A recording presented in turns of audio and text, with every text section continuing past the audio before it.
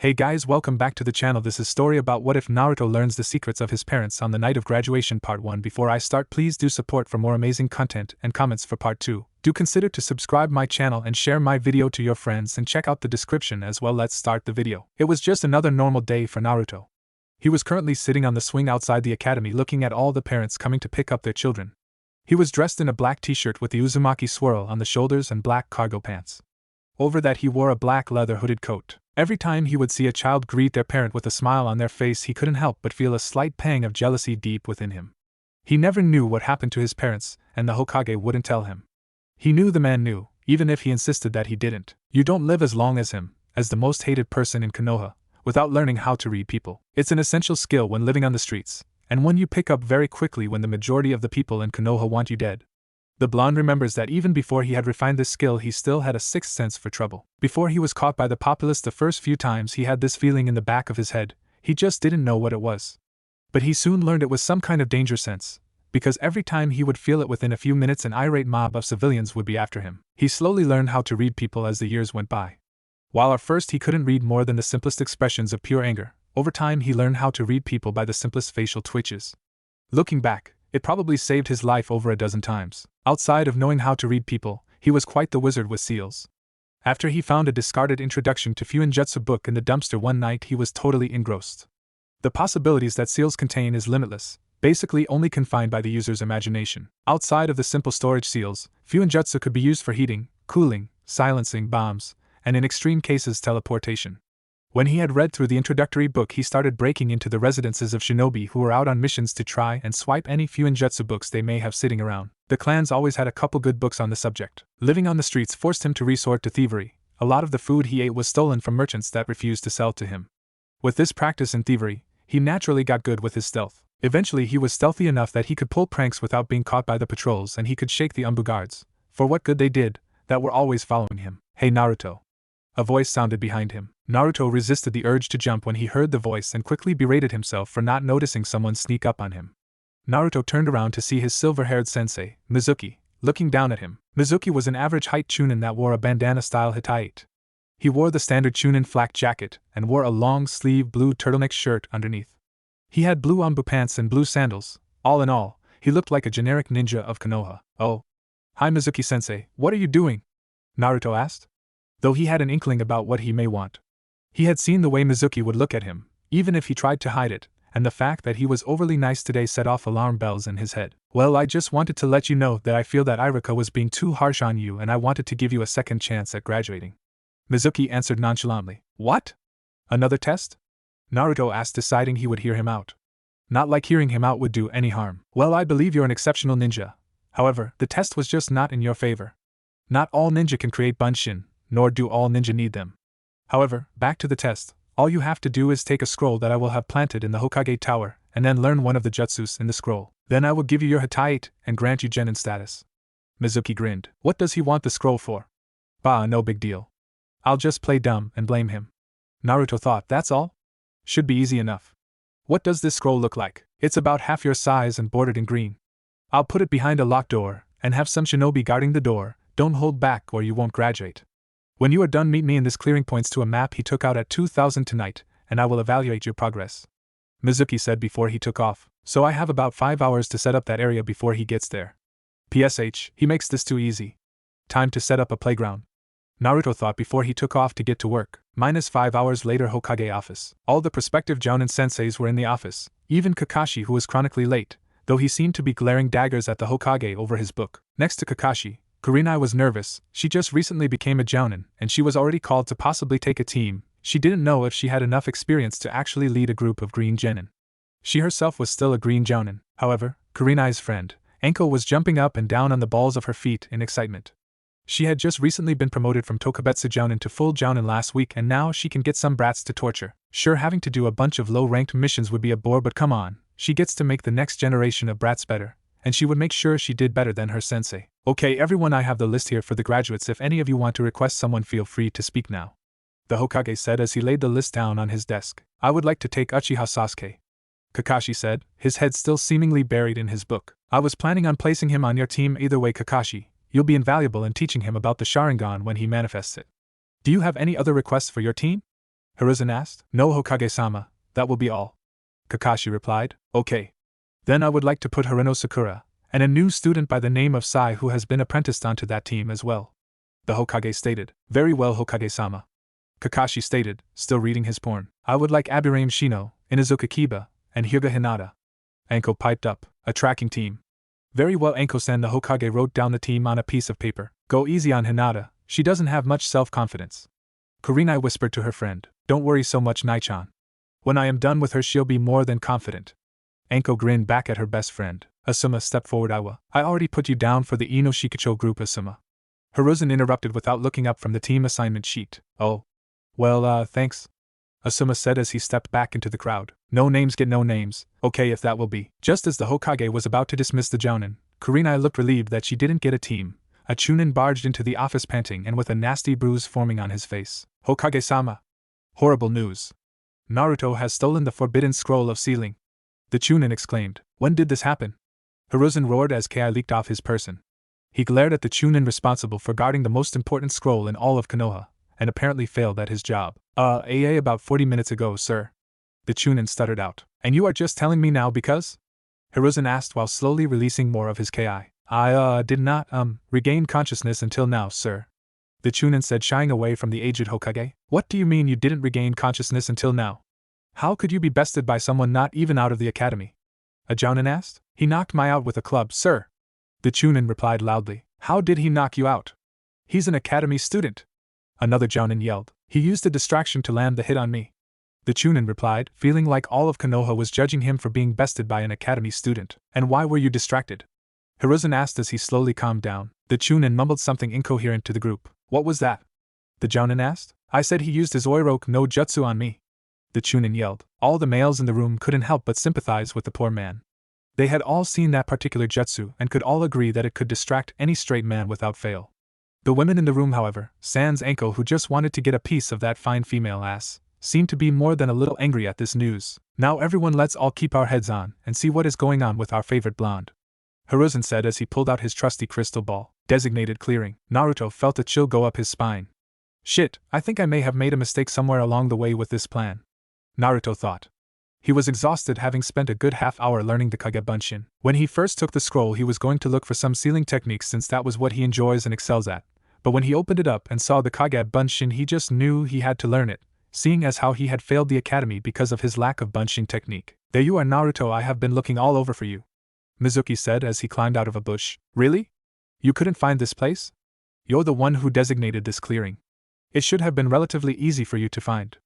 Naruto deadpanned. Don't get snippy with me, you little shit. Mizuki yelled. Whoa, mood swings. Are you PMSing right now? Naruto asked. What did you say, you little shit? Actually, never mind. Give me the scroll or I'm going to pry it from your cold dead hands. Mizuki ground out as he looked at the blonde. Oh? Well, before you take the scroll, may I ask what you intend on doing with it? Naruto asked as he stood up and put the scroll on his back. Mizuki paused after hearing that, noticing the lack of surprise in his tone. Did this little shit know that I was setting him up this entire time, he thought. Well, since you won't be leaving here, I guess it doesn't matter. Once I take that scroll, before or after killing you, I will be heading to Otogekyo where Orochimaru-sama will surely bless me for bringing him the forbidden scroll. Mizuki said. But since I am feeling benevolent, I will let you in a little secret, the reason you are hated by the village. Oh, do tell. Naruto responded. Well, demon, 13 years ago, when the Kyuubi attacked our village and the Yandames saved us, it was written down in the books as him killing the demon. But that is not the truth. You see, you can't just kill something that powerful, so he had to seal it in something. That something just happened to be a baby born that very same day. He sealed the Kyuubi into you. You are the reincarnation of the Kyuubi. Mizuki yelled as he took a Fuma shuriken off of his back. You know. I feel like I should be shocked by this revelation, but it actually makes a lot of sense. Naruto said as he stood up. Die, demon! Mizuki yelled as he threw the shuriken. Naruto quickly dodged the shuriken before leaping into the forest. Come play in my forest of death, Mizuki, Naruto thought as he raced through the forest. Come back here, fucker! Mizuki yelled. Hokage's office. Hokage-sama, shouldn't we do something? Kurenai yelled as she made her way to the door. It's too late to do anything, Kurenai. We would not be able to reach him in time. Hiruzen said, sadly gazing into his orb. Those words stopped Kurenai. She had no idea where Naruto was. It would take much too long for her to reach him. Mizuki would have already killed him and escaped by the time she got there. She slowly turned back to the Hokage's desk and looked into the orb, joining the rest of the Jounin in watching Naruto's fate. Forest. Come on, Mizuki, If you want to kill me, you will have to do better than that. Naruto yelled as he ducked behind a tree while dodging some kunai thrown at him. Stand still, you piece of shit! Mizuki roared as he dashed through the underbrush. When he emerged on the other side, he saw Naruto looking at him with a small smirk on his face. Okay, I'll stand still, Naruto proclaimed as he stood there, smirk still in place. What are you smirking at, bitch? This chase ends now, Mizuki said as he took the other Fuma shuriken off his back. Good chase, Mizuki, but you lose. You fell right into my trap. And with that, Naruto pulled a string that he was holding. All of a sudden there was a wall of kunai coming at Mizuki. Mizuki quickly jumped up and landed on a tree branch where he tripped another wire, and a handful of shuriken came flying at him from above. He quickly rolled to the side in an attempt to avoid the shuriken, but some still got him in the leg. I'll get you for that, demon! Mizuki exclaimed as he stood back up. Too focused on Naruto, he didn't even notice the Fuma shuriken coming at him from behind. Before he even knew what happened, his head was removed from his body. Blood gushed out from his severed neck and his body fell from the tree limb he was on down to the ground, where it landed with a loud thud coupled with a few cracks. Thanks for playing. Though, I was expecting better from you. I had so many more traps for you. Naruto stared at the scene disinterested. Weird. They always said that your first kill would make you feel guilty or would make you start puking at the sight out of disgust and be mentally unstable for a while. And yet I don't feel a thing, Naruto mused. Nothing I won't lose sleep over. Time to return this scroll. Naruto then ran off to the Hokage Tower to return the scroll. Before Naruto got very far, he ran into a very irate Iruka. Naruto! What the hell were you thinking? Stealing the forbidden scroll? Iruka yelled as he dropped from the tree canopy. How the hell did you find me? Naruto asked as he looked at his homeroom teacher. I went looking for you immediately after I learned you stole the scroll. I just happened to go the right way. Now, why did you steal the scroll? Iruka asked again as he stepped up in front of Naruto. Well, Mizuki said that it was needed for my makeup exam. Naruto answered as he stopped in front of the scarred Chunin. What makeup exam? There's no makeup exam. Where is Mizuki? Iruka asked, thoroughly confused with this chain of events. Why the hell would Mizuki make Naruto steal the forbidden scroll? Mizuki's body is right there. His head went flying elsewhere, Naruto said as he turned around and pointed towards the body of the deceased Mizuki. How did he die? Iruka exclaimed. He chased me through a booby-trapped forest. You said that pranks were useless for a shinobi, and yet I'm pretty sure that half of those traps in there are exact copies of some of my pranks, just with kunai traps instead of paint traps. Naruto answered coolly. Iruka looked at the blonde in front of him, not sure whether he was being serious or not. Did you just admit you're the one that has been pranking Konoha? Iruka asked. The Konoha populace had been plagued by pranks for a few years now, but they were never able to catch the culprit. Now, when did I say that? I just said that some of those traps are exact copies of my prank layouts. I've never actually used them on anyone, Naruto replied. Iruka just stared at Naruto, not believing him for a second. So, you killed Mizuki? Naruto nodded. Iruka then got in front of Naruto and kneeled down. Listen, if you have to talk about it, I am right here and all ears. Iruka spoke softly.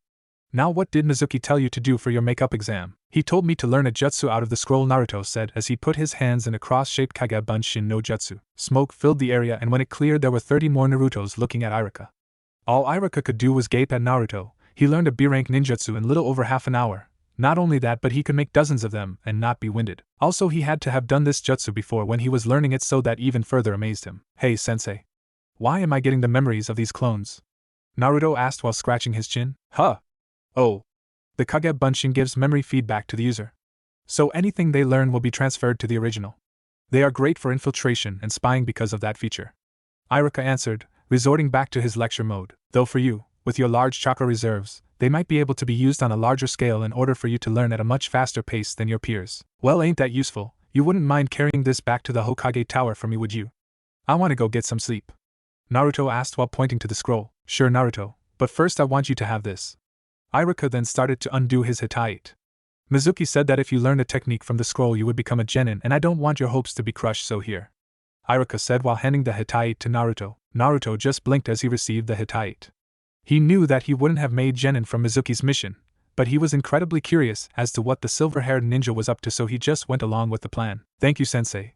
I honestly didn't believe in this exam in the first place. I was just curious and bored. Sneaking into the ANBU headquarters gets boring after a while, Naruto said, though muttered the last part. Hokage office. Everyone just stared at the crystal ball and all. This academy student had just set up a multi-layered trap and lured a Chunin into it, where said Chunin fell into each step of the trap.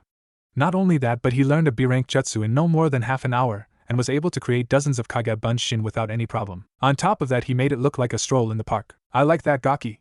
Enko exclaimed after she got out of her daze.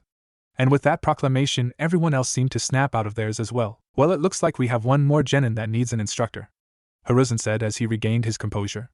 Who currently does not have a team. All the jounin moved to the side of the room, leaving Kurenai in the middle of the room. Heh, I guess that would be me, Hokage-sama, Kurenai said, feeling small with all the attention on her. Well, Kurenai, it looks like you will be getting young Naruto-kun as a student, Hiruzen said. Hokage-sama, with all due respect, I don't think that I should be his sensei.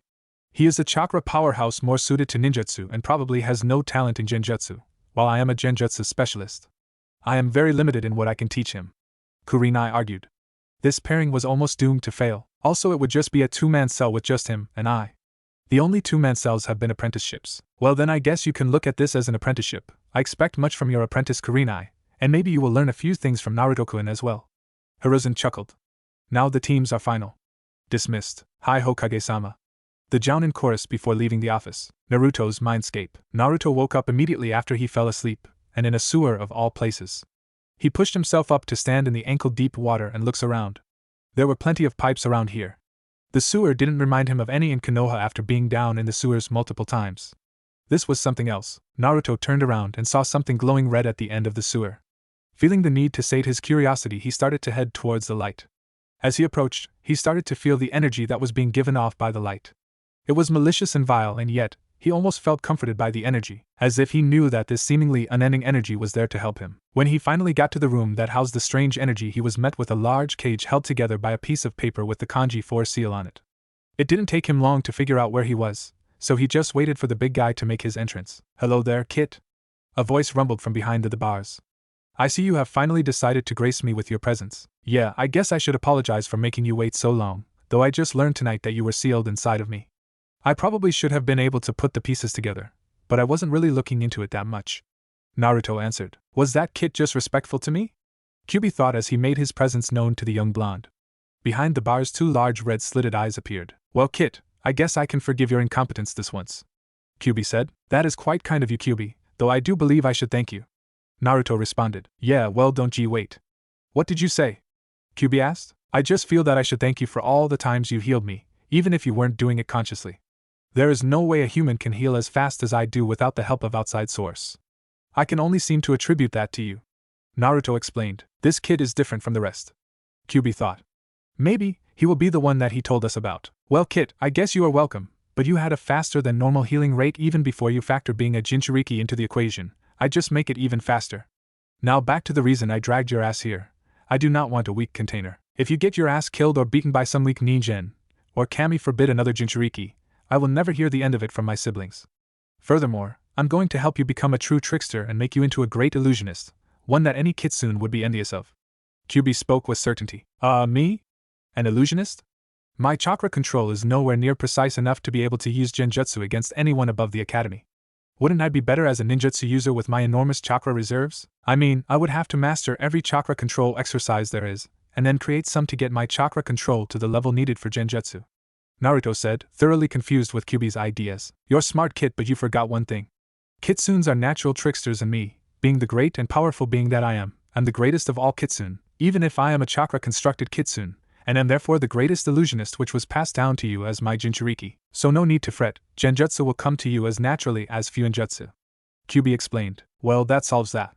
I have always wanted to learn how to do genjutsu. It would really go well with the pranks I was planning on pulling on all those stores that don't let me shop there or charge me out the ass. Merchants probably have a damn Jinchuriki tax.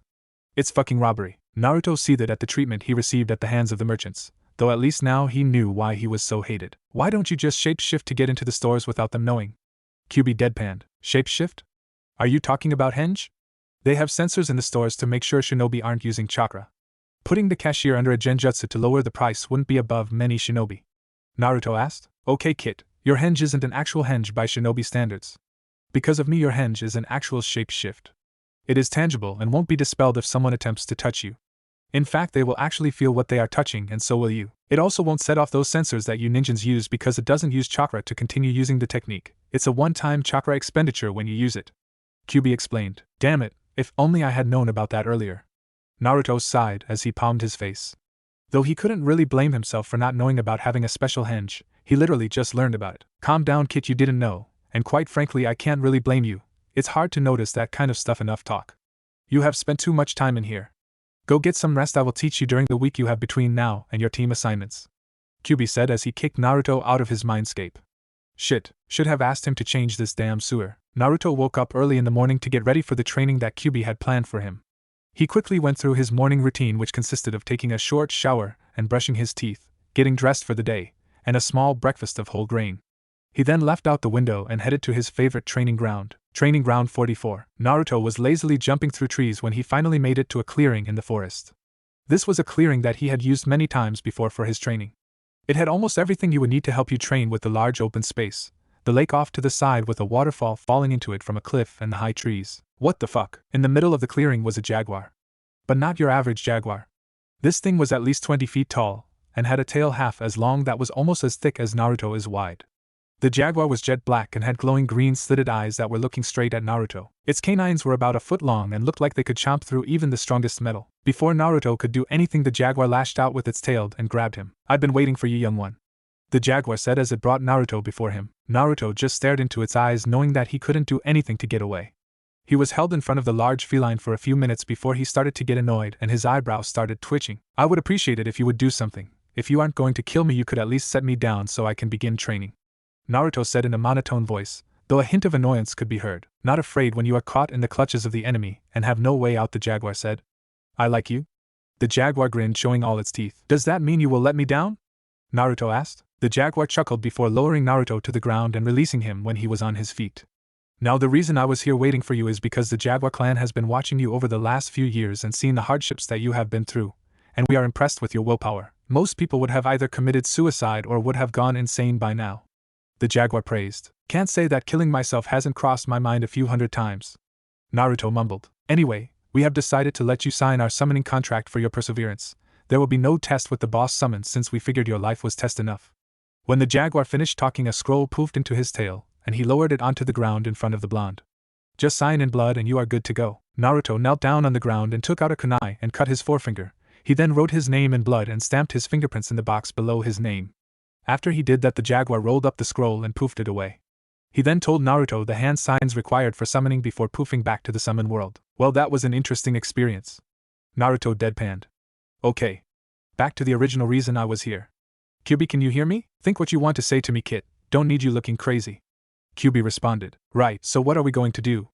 Naruto asked. I am going to have you make about 100 Kage Bunshins to break into a few groups that will begin working on chakra control, genjutsu, and continue your Fuinjutsu knowledge.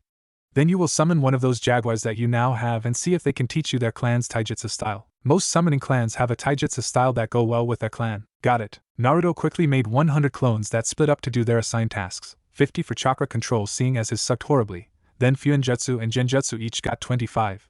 He was currently working on weight seals to help him with his training. Kid, you will not be using weight seals on your body. You are too young for them. If you put them on, they will stunt your growth, and you are already pretty damn short. Kyubi said after hearing what Naruto was planning. Then what am I supposed to use to increase my speed and strength? Calisthenics will only get me so far. Use resistance seals, they are the next level in training seals, so keep working on the weight seals and then when you finish with those, move on to resistance seals. Also, if you learn how to place seals on people using only your chakra to write the seal, then you could place a weight seal on someone that will make them 10 times heavier. Would make fighting them 10 times easier. Okay, I will split the Fuinjutsu group up into those learning weight seals and practicing writing seals with only chakra then. And with a mental command, the Fuinjutsu group split. 20 continued to work on the weight seal while the other 5 went to work on writing seals with only their chakra. After that was done, he bit his thumb and smeared the blood on his palm before going through the hand seals for summoning, slammed his hand on the ground. Kuchios no Jutsu. After the smoke cleared, another jet black jaguar was standing in front of him. This one, however, was only about 3 feet from foot to shoulder and had piercing orange eyes. Hello, Naruto-sama. What do you require? The jaguar asked. I don't like that sama suffix. Makes me feel old, Naruto thought. Just Naruto is fine, Haiko, the jaguar answered. Right, Haiko. I called you here because I was wondering if you could teach me the summoning clan's taijutsu style. Naruto stated. Of course I can. However, we will also need to get you a pair of saber claws, a weapon that we have developed that work with our taijutsu style, though it is a strong style even without them. With the claws it adds more to it. Haiko answered before there was a puff of smoke in front of him. When the cloud dispersed, Naruto could see a much smaller jaguar standing in front of the larger jaguar. This jaguar was yellow with black spots and had yellow eyes. What can I do for you, Haiko? The young jaguar asked. I need you to go get a pair of saber claws that will work for our summoner. Haiko said while pointing to Naruto with his tail. The small jaguar turned around and looked at Naruto for a second before bounding up to him. Hello? My name is Renja. The jaguar exclaimed while looking up at Naruto. Naruto allowed a small smile to cross his face before he replied. Hello, Renja. My name is Uzumaki Naruto, and I am your new summoner. Is there anything you need of me to get me some of those saber blades? I just need to measure your hands to make sure we get you some that fit you. Renja replied. With that said, Naruto held out his hands to the jaguar, who looked at them with a face of concentration. Right. Okay, I will be right back with some that'll fit. And with that, Renja poofed back to his realm. We will just wait for him to arrive before we begin your training, Heiko said as he settled down in the clearing, tucking his front paws underneath him. About 3 minutes later, Renja returned with Naruto's saber claws. The saber claws had to be one of the most exotic weapons Naruto had ever seen. They were similar to a kunai or dagger, seeing as they had a blade that came to a point, but they were shaped differently. The blade was curved, looking like half a heart. Most of the blade was sharpened. The curved part had what looked like serrations cut into it, but Heiko explained to him that those were used mostly for catching a blade in. They were pretty ingenious if he were honest with himself.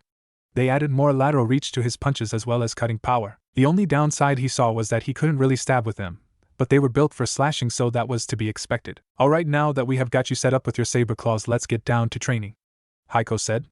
After he said that, he stood on his hind legs coming up to about 5 feet 8 inches. You hold the saber claws similar to how you would hold a reverse grip kunai, so that the blade is facing outwards and away from your body. That way, if someone dodges away from you, there is still the possibility of cutting them. Now let's get started with the katos. Our style is called Inshotakina Pansa Sateru. It is an agility-based style. You strike quick and often and wear your opponent down. He then dropped into the stance and motioned for Naruto to do the same. He spread his legs to just past shoulder width apart, and raised his left hand to just in front of his chest, while his right hand was next to his stomach.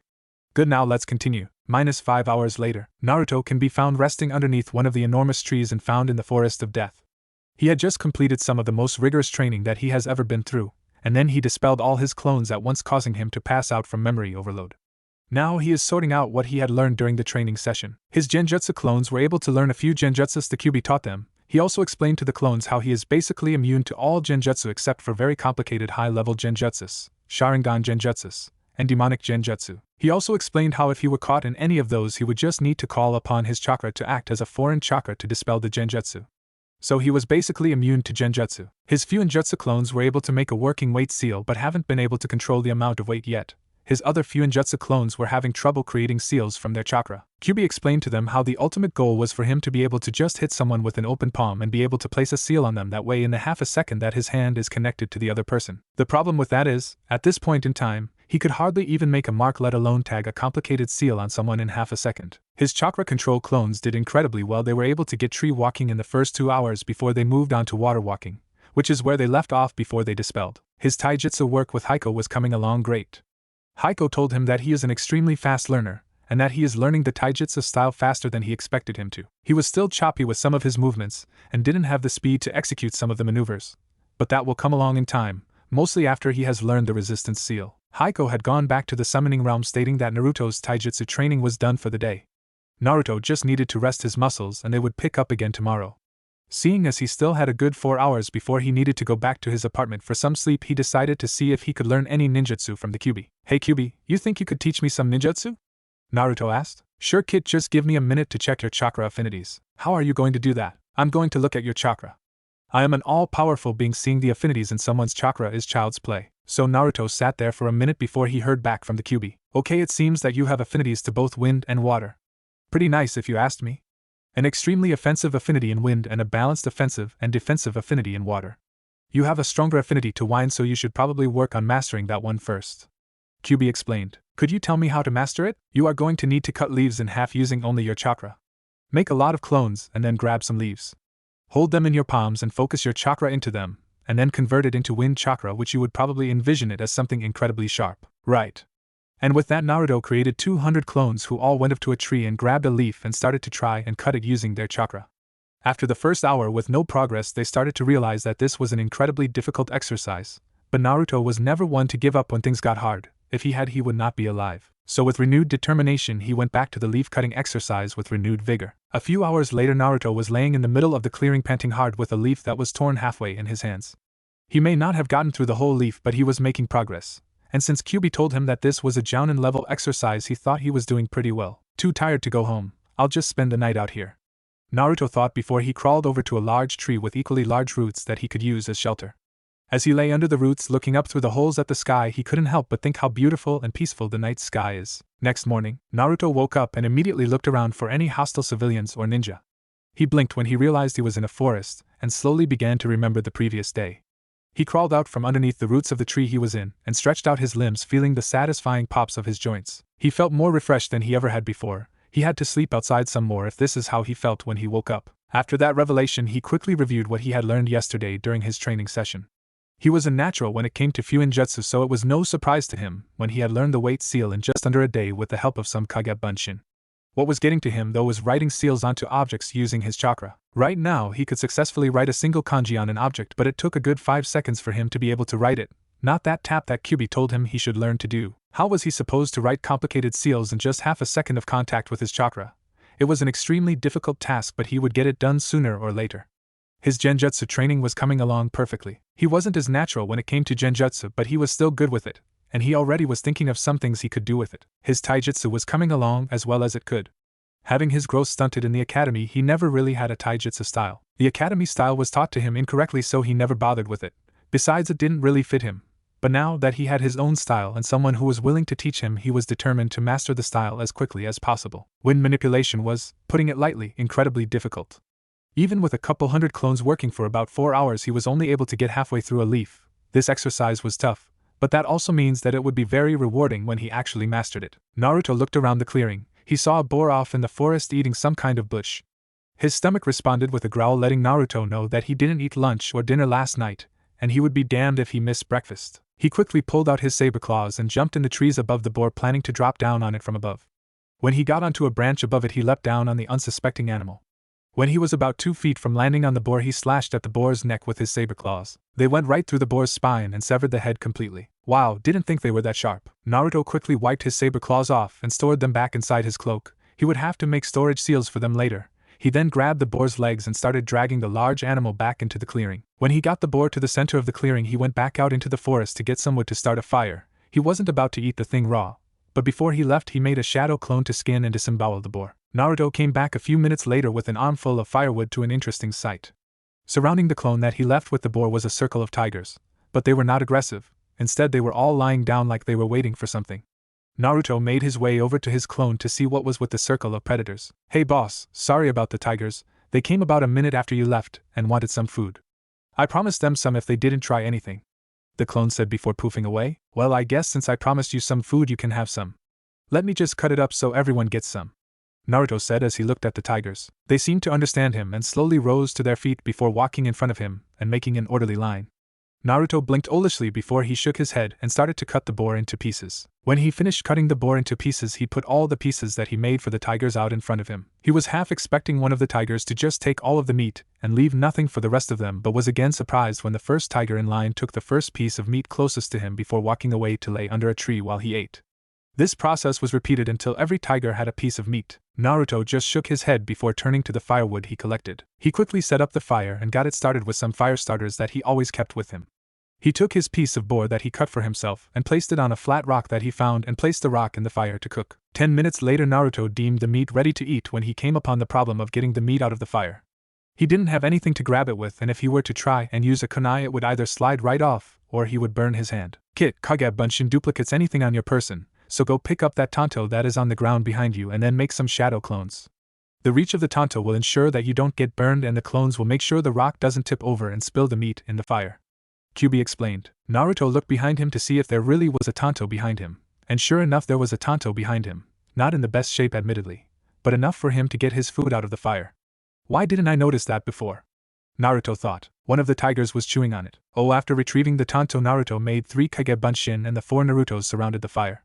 Each reached out with their tanto so that they each were stabilizing an edge of the rock and slowly lifted the rock out of the fire and put it on the ground. With that done, Naruto dispelled the clones before waiting a minute before digging into his meal. When he finished with his meal, he immediately created a small army of clones to continue what he was doing the day before and summoned Heiko. He would continue on with this pattern for the rest of the week until it came time for him to get his team. Naruto arrived at the academy a couple hours before the team placements were to take place.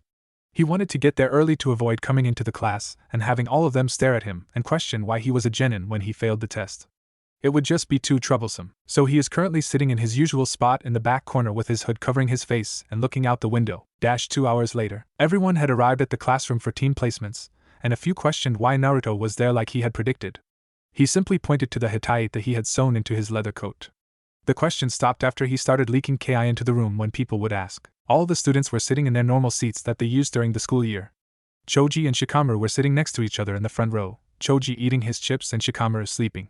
Kiba was with some kids that Naruto never took the time to learn the names of, seeing as they would never make it as ninja. Shino was in his corner of the classroom sitting there stoically, probably talking with his bugs.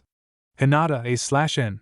Hinata will not be infatuated with Naruto in this since he is much colder, and I feel like Hinata would never go for that type of guy, was sitting in the middle row trying her best to hide in her coat. Sasuke was stuck between his two biggest fangirls, Ino and Sakura, and they pestered him for a date whilst glaring at the other. It was at this moment that Iruka walked in with a very pale, almost snow-white-skinned, student with black hair and pupilless black eyes. He wore a black long-sleeved shirt and black umbu pants. He had the fakest smile that anyone had ever seen plastered on his face, and had a scroll in his hand and what looked like inkwells attached to his belt. Alright class, as you know, from today onwards you will be genin for Konoha. You will be expected to uphold the morals of our great village and put your life on the line to protect the village. Let me tell you guys how proud of you I am. And Naruto turned Iruka's speech after that, knowing that he would continue on for another 5 minutes. Okay, so now I will be telling you all your teams. Team 1 Iruka starts going through the team lineup. Team 7 will be Harino Sakura, Uchiha Sasuke. True love prevails. Eat that Ino pig! Sakura screamed, and Sai. Iruka finished. The class all blinked in confusion after hearing that name. They didn't have anyone named Sai in this class. Iruka-sensei, who is Sai? Sakura asked. Oh. How forgetful of me. I forgot to introduce your new student. Sai, would you please stand up and give yourself a small introduction? Iruka said. Sai stood up and looked around the class. Hello, my name is Sai and it is nice to meet all of you. He then sat down with that fake smile still on his face. Now, as I was saying, Team 8 will be Hyuga Hinata, Inuzuka Kiba, and Aburame Shino. Team 9 is still in rotation, so the next team is Team 10, which consists of Yamanaka Ino, Akimichi Choji, and Naro Shikamaru. Uzumaki Naruto will be under an apprenticeship. Iruka finished. Ino seemed to deflate after hearing who her team was, though it wasn't unexpected. They were the children of the legendary Ino Shikicho trio. However, that last bit caused her to perk up. Ne Iruka-sensei, why does Naruto get an apprenticeship? Before Iruka could speak up, Sasuke decided to get his part in. Probably because they know that the dobe would die on his first mission if he didn't have all the help he could get. Naruto just sat there in the corner seemingly lost in his own thoughts, which wasn't far from the truth.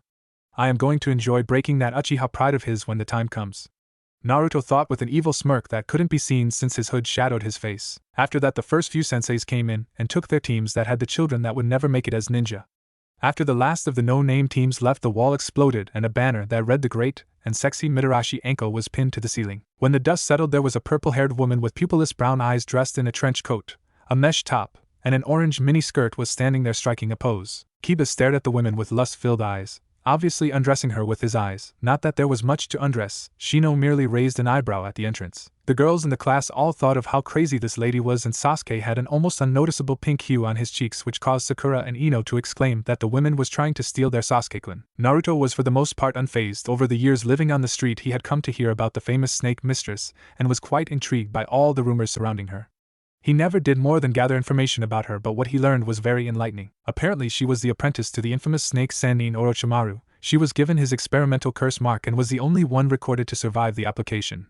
Though she immediately left him after that, she still has to bear the burden of not only being his apprentice but also the curse mark. Okay, teammate, you are with me. Meet me at training ground 40. Anko started. Anko! Hokage-sama told you not to use that training ground for your genin. A voice spoke from the other side of the room close to the door. There, standing just inside the room, were two people. One was a man in his late 20s or early 30s with a full beard and was smoking a cigarette. He was dressed like the average jounin with a blue long-sleeved shirt on rolled up halfway up his forearms covered by a green tactical vest. He also wore blue umbu-style pants. The only thing that made him stand out was the 12 Ninja Guardian sash that he wore around his waist. The other person was a woman with long black disheveled hair. She had red eyes with a concentric circle within them. She wore a bandage-like dress that was decorated with thorns with a mesh undershirt. She had a single red sleeve on her right arm and wrapped bandages around her forearms and hands. She also wrapped her upper thighs in bandages. I know that, Nai-chan, I was just testing you, Anko pouted. Of course you were, Asuma stated before he turned to the genin. Team 10, you are with me. Follow me to training ground 10. And with that, Asuma walked off, Let's go, little Gakis, we are going to be using Training Ground 8, Enko said before she leapt out of the rubble. Uzumaki Naruto, go to Training Ground 13, Kurenai said before she used a shunshin to leave. Naruto got up and started to walk towards the broken window before he stopped when he heard Kiba yell, "No fair. The dobe gets the hot teacher." Kiba complained, "If I was not mistaken, Kiba, your team also has a female teacher that seems to love to wear as little clothes as possible." Naruto replied monotonously, "I don't think you have any room to complain." Naruto then jumped through the wall on his way to Training Ground 13. When Naruto arrived at Training Ground 13, he immediately made his way to the center of the field where his sensei was standing waiting for him. "Okay, Naruto, since you are my apprentice, I will have to get to know you, so I would like you to introduce yourself, telling me your likes, dislikes, hobbies, and goals." "I'll start. I'm Yuhi Kurenai. I like genjutsu, gardening, my friends, green tea, and a certain man. My dislikes include perverts, orochimaru, ika, and sexists. My hobbies are gardening, researching genjutsu, making new genjutsu, and hanging out with my friends. My dream is to have a family." Kurenai said, "Okay. My name is Uzumaki Naruto. I like foxes, I dislike arrogance, my hobby is gardening, and I don't have a dream." Naruto said in an even tone, "Great, this kid has about as much personality as a rock." Kurenai thought with a sweat drop. "Okay then, Naruto. Tomorrow I will assess your skills and from there we will work on what you need the most work on," Kurenai said before she left the training ground. "Guess I'll go back to my home in the Forest of Death and continue training," Naruto thought before he took off towards Training Ground 44. Forest of Death. Finally got it. Naruto thought. "So you finished the resistance seal. Good, now we can kick up your physical training to make you stronger and faster, should make that taijutsu style easier. How are you coming along with writing seals with your chakra?" Kyubi asked. "I can still only make a single kanji, but I have half the time it takes for me to place it." "That's good, but you need to learn to write more kanji and faster. This skill can make you the most feared ninja in the world if you master it." "I know, but it's incredibly difficult. I'll start putting more clones to it now that I got the resistance seal down," Naruto replied. Naruto made 200 clones and they immediately split up into their groups. 10 went to the waterfall to try and stop the water flow using only wind manipulation. He was lucky that he found a jaguar that knew earth manipulation and made him a bridge to stand on, or else he would have tried to split the waterfall while water walking. He now had 30 clones working on writing seals with their chakra while 10 studied Fuinjutsu. 50 clones were working on chakra control. He was currently balancing Saban on his fingertips, though he could only balance 3 on each hand before he dropped one. The other 100 were working on genjutsu and ninjutsu. Naruto himself was about to begin his physical training with the resistance seal. He had already planned out his physical training before. Since he already was a stamina freak and was pretty fast from all the chases he had to avoid, he would focus more on strength, but he wouldn't ignore stamina and speed entirely. So when he finished putting the resistance seal, he quickly got working on his warm-up exercises, which consisted of sit-ups, push-ups, pull-ups, and squats, 500 of each. Then after that he would run around the training ground for 30 minutes, and then jog it for 30 minutes, then walk around it for 10 minutes to cool down. After that he would summon Heiko and get working on his taijutsu. -5 hours later, Naruto had just finished his training for the day. He was finally able to split the waterfall using only wind manipulation. Now he was coating it on his saber claws, making them even sharper. He has also come up with some very good ideas for a couple genjutsu techniques. One genjutsu that one of his clones thought up of and named Keiko no Akumu, Nightmares of the Past, had to be the most ingenious thing he had ever thought of. Using a genjutsu to force your victim to live through your past would break just about anyone. Another was to use Kyubi's Yuki for the genjutsu that would send a small part of the Kyubi's conscience into the victim. After that it was all up to what Kyubi wanted to do with them. He is on his way to his apartment to pick up some things before he went back to the forest. He decided that he would just live out there in the forest. The animals in the forest seemed to like him for some reason. He figured that the Kyubi had something to do with it. He was just going to use his apartment as a storage shed to keep all the stuff he doesn't carry around safe. He was passing one of the training grounds when he heard a large crashing sound. Deciding to go investigate, he made his way towards the sound. When he arrived at the edge of a clearing, he saw 2 green-suited buffoons, a hyuga, and a panda girl. He knew these people from the academy. They graduated a year ahead of him. The students were Rock Lee, a kid that could not mold chakra to use for ninjutsu or genjutsu, Hyuga Niji, a branch member of the Hyuga clan that had it out for the main house, and Tenten, a weapons-loving girl that couldn't get enough of anything pointy. They were dressed similarly to how they were in the academy, except Lee, he had seemingly taken his sensei's wardrobe and hairstyle. Their sensei was just a larger version of Lee with a jounin flak jacket. If Naruto remembered correctly, his name is Meito Gai, Konoha's best taijutsu user. Figures he would be teaching 2 taijutsu freaks and a weapon mistress. Gai sensei, that was a most youthful demonstration. Lee yelled. That it was my youthful Lee. Now I want all of you to try and break a tree using that technique. Go, my youthful students! Gai exclaimed. Hi, Gi sensei! Lee yelled before he sprinted off to the nearest tree and attempted to break a tree in half using only his fist. I'll pass. Niji said as he crossed his arms and started walking towards a training post in the middle of the field to practice his juken. I'm with Niji on this one, Tenten said before walking towards some dummies that were set up in front of Naruto. You can stop spying on us, Niji called out while looking directly at Naruto, his Byakugan blazing. Naruto slowly stepped out of the trees into the clearing. Who said I was spying? I just heard a crash and decided to check it out, Naruto said as he walked towards Guy. But if I may be so bold, what is this technique that you were talking about? It is a youthful technique that I created, Guy said exuberantly. I based it off of Tsunade's super strength technique, though since I do not have the chakra control required to use her super strength, I channel chakra to my fist, and when I make contact with an object I release it. Though as I have said, since I do not have the chakra control that Tsunade-sama has, I end up wasting a good amount of the chakra, and the end result is that I do not do as much damage as Tsunade-sama, Guy explained in a rarely heard serious voice reserved for when he is discussing taijutsu or in serious situations. Interesting. It must have taken you quite some time to not only come up with the idea, but to also put it into practice and get good results, Naruto deducted. It did, but through hard work and determination I completed the technique, Guy said, and now I am teaching it to my most youthful genin. Would you like to learn such a youthful technique? Forgive my unyouthfulness, but I do not recall your name. I never gave it. My name is Uzumaki Naruto, Naruto said while taking the hood off his head. I wouldn't expect you to recognize me with myself all covered like that. But I think I will pass on that technique. I just got finished training. Though, do you know any good physical training that I could do? I have been so focused on chakra-based training that I have been neglecting my physical training. Oh no, Tenten murmured as she started to back away from the youthful duo. Naruto-san. I believe that it would be most youthful if you accompanied me and my most youthful student Lee as we do our physical training, Guy yelled. He then took out a notebook from one of the pockets in his vest. Let's see, today is 5,000 laps around Konoha with a boulder on our backs. Yosh Lee. What should we do if we cannot do that? We should have to do 3,000 handstand push-ups, and if we cannot do that then we must do 4,000 hanging sit-ups. Lee exclaimed with fire in his eyes. And if we cannot do that then we have to climb the Hokage mountain with one hand 7,000 times, Naruto said calmly. Time seemed to stop and Niji and Tenten just looked at Naruto dumbfounded. He had just agreed to train with the youthful duo. Their workouts were suicide and any sane person would never even think about attempting them. And yet here is someone who is going to train with them, and even added on a punishment should they not complete their previous goals. Yosh. Naruto-kun, you are most youthful, Lee exclaimed as he ran up to Naruto. I think to make this fair though I should add resistance seals to the both of you so you get as much out of the workout as possible. What are these resistance seals you speak of, Naruto-kun? Lee asked. They are a seal that uses chakra to resist the muscles from moving. So if you were to try and lift your arm there would be a small amount of resistance against the muscles, forcing them to work harder and grow stronger and faster, Naruto explained. Yosh.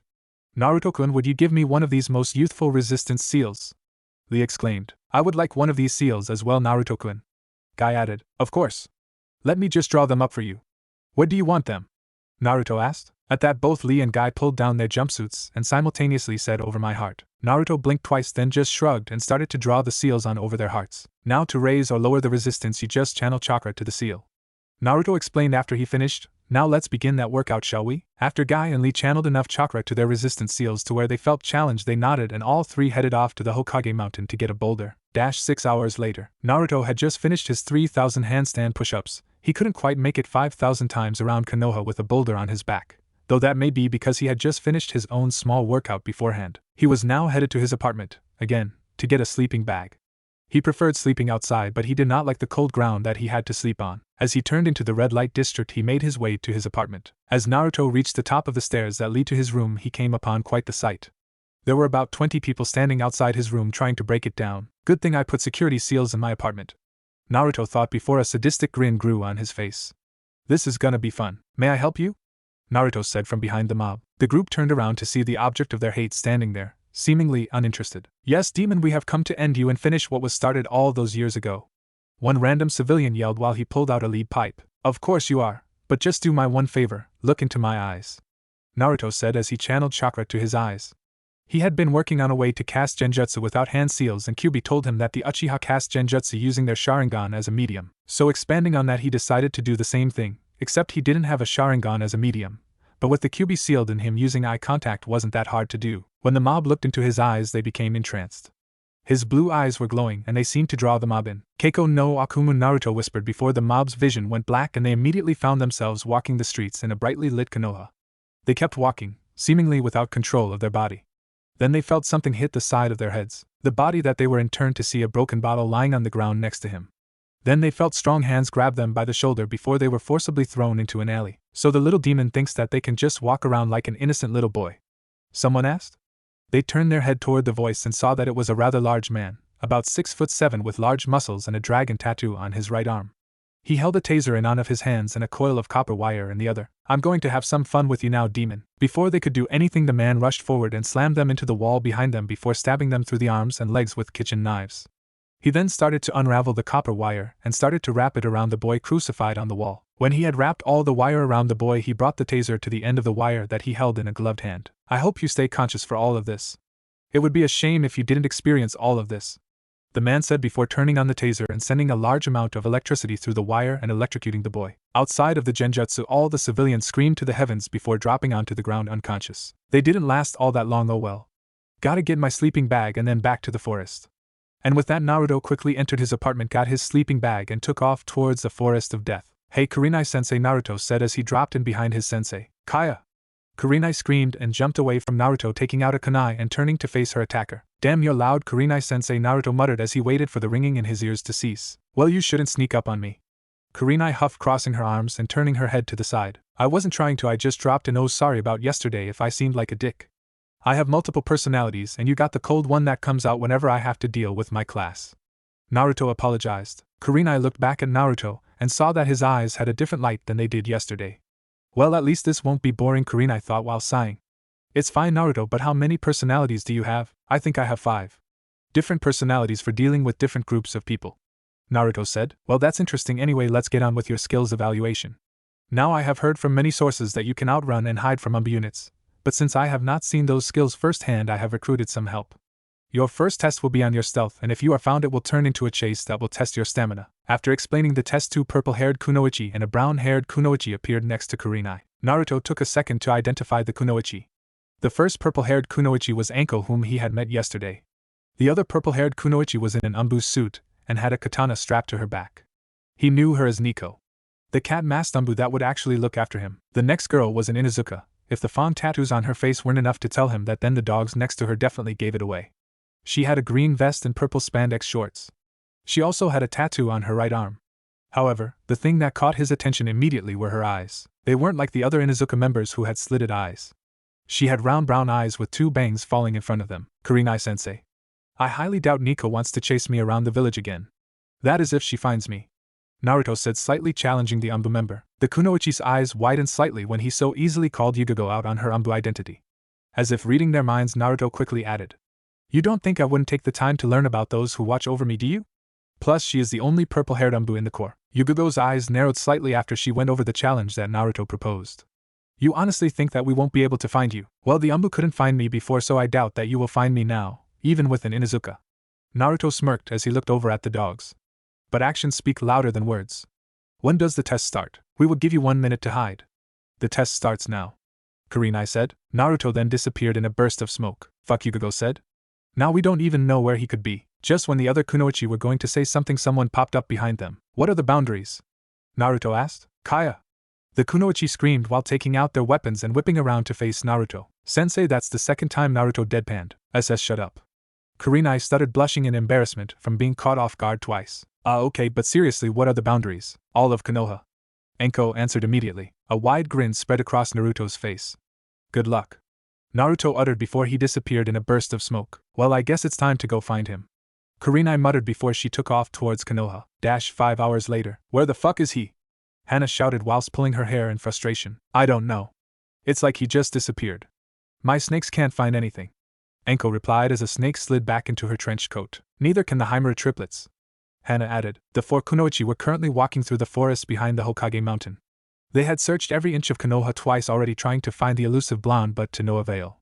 The Himura triplets couldn't catch his scent, nor could the snake summons, so they had to rely solely on their eyes and asking around. When they asked around, they quickly learned how despised Naruto was in the village.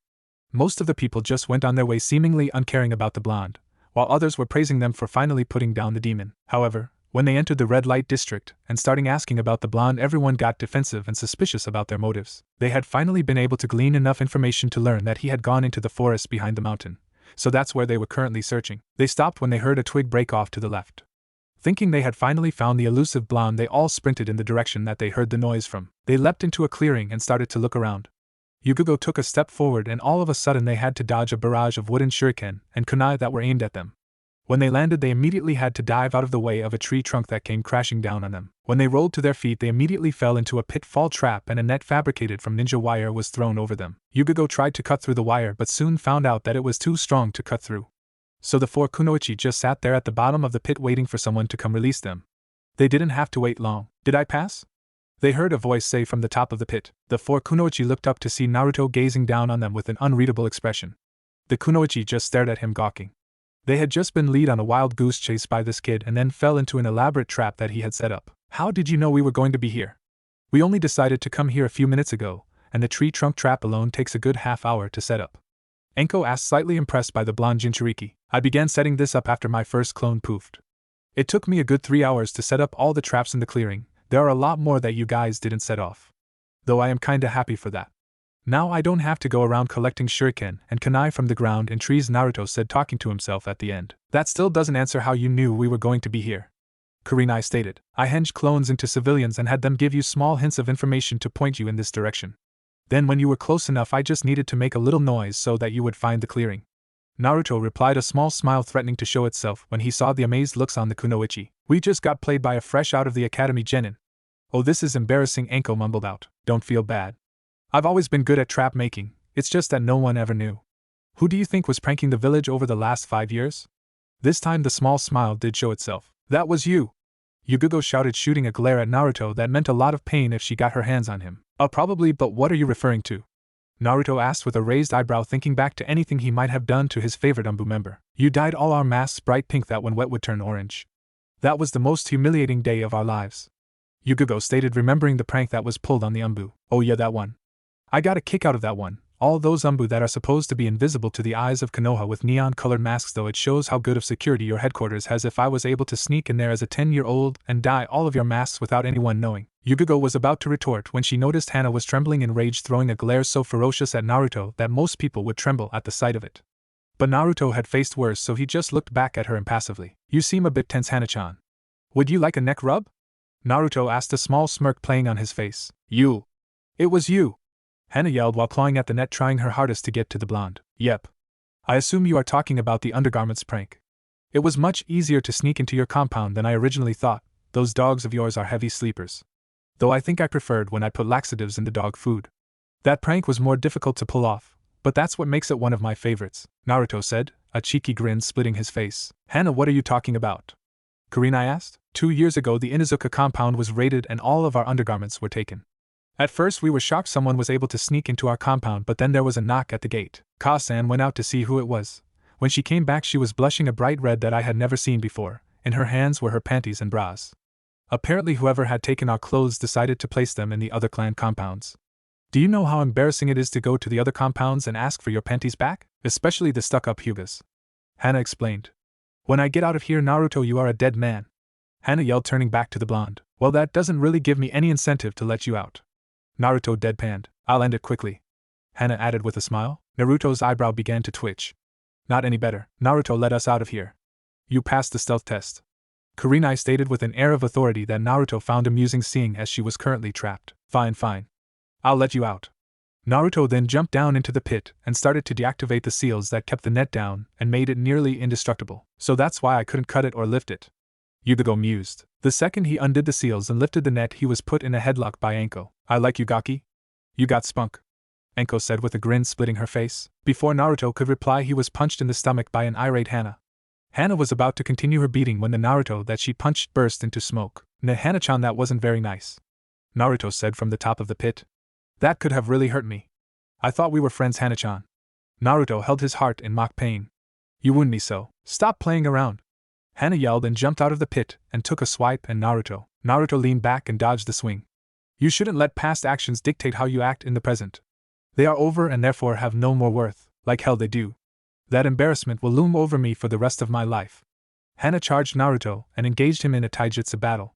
She was using her clan's taijutsu style while he was using the Inshotakina Pansasutera. Well, that's too bad, but it is ultimately you who decide whether that looms over you and controls you or if you move through it. Naruto ducked a swipe that was aimed to tear his throat out. The past doesn't matter, Hana, only the present. What matters is what you do in the present. and currently that is trying to kill a genin who pranked your clan. I don't think that is a very good message you are sending. Naruto leapt back to create some ground between them. Shut up!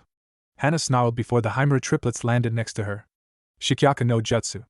Hana hunched over and her nails started to grow and her canines started to elongate. She then leapt at Naruto along with her companions. Gate na! Hana and her dog started to roll and turned into 4 buzzsaw-like projectiles, all honing in on Naruto. Wow! She is pissed. Naruto thought. Well, you kinda did admit to going through her underwear, and are the reason for her most humiliating moment in her life. Kyuubi scoffed. Yeah, but that still isn't the worst prank I have pulled on people. I have done so much worse. Naruto thought back while preparing to dodge the buzzsaw heading towards him. I don't doubt it, I'm just saying that she is partially justified in her anger. Kyuubi responded. I still think she is going overboard. Naruto then dove to the side right before the buzzsaws made contact with him, ensuring that they wouldn't change direction whilst he was dodging. Hana growled when she missed the blonde and turned back to the blonde only to wind up hanging upside down, a rope wrapped around her ankle. I still have plenty more traps around here. You are fighting me on my turf right now. Naruto smirked. This just seemed to enrage Hana even more. She quickly retrieved a kunai from her pouch and threw it at the rope, cutting it and allowing her to flip down to the ground. Don't think that you can beat me with little tricks like this. Hana snarled before she leapt at the blonde with her canine companions. Naruto again leapt out of the way and turned to the other 3 kunoichi. Are you just going to let her attack me? He asked them as they stood on the sideline watching the fight. We'll step in if we need to, but it looks like you have got it handled so far. Think of this as your next test.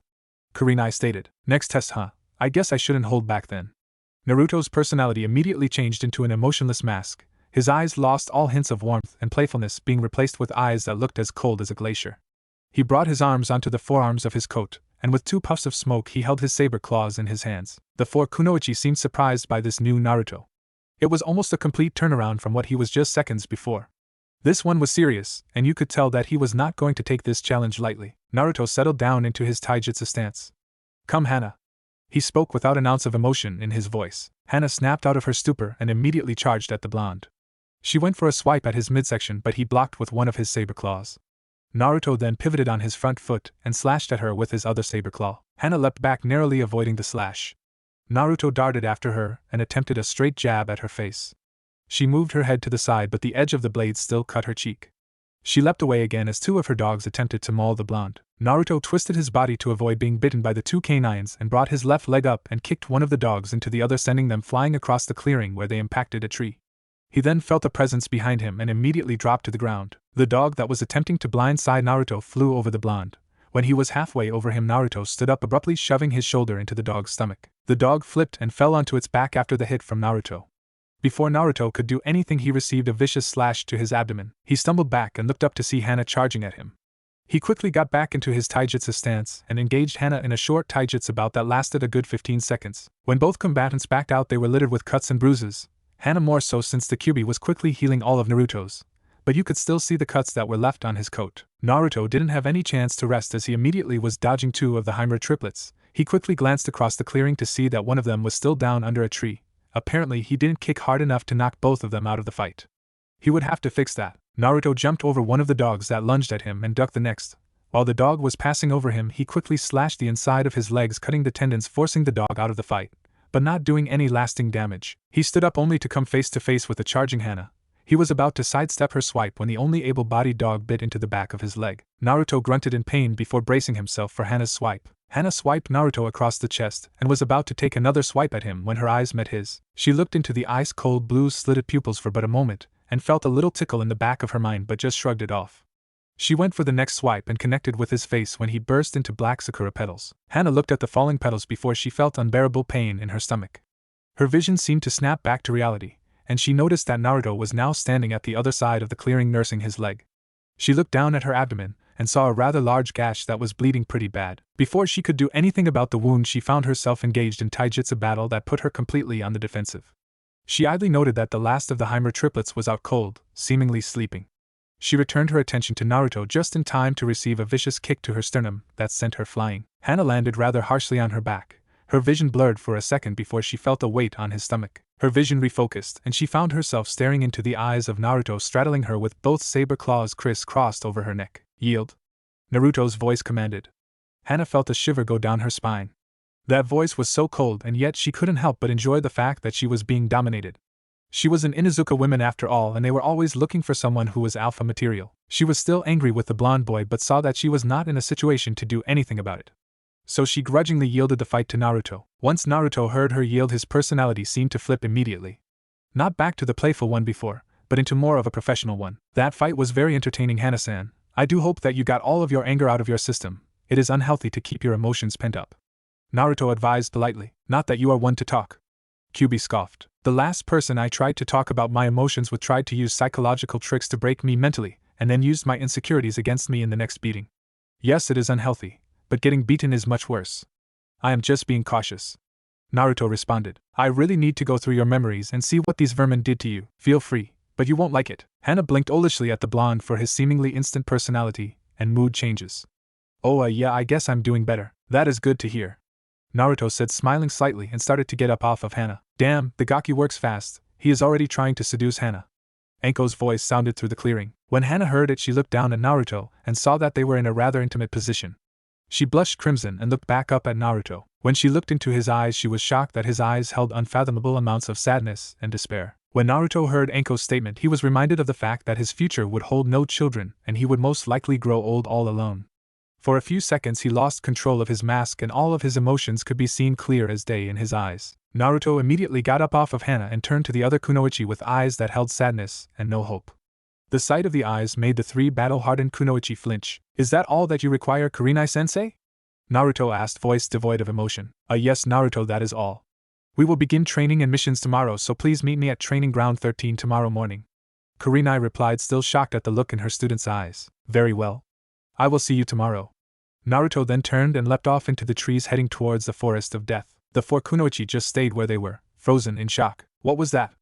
Yugigo asked after she shook herself from her stupor. He looked so sad.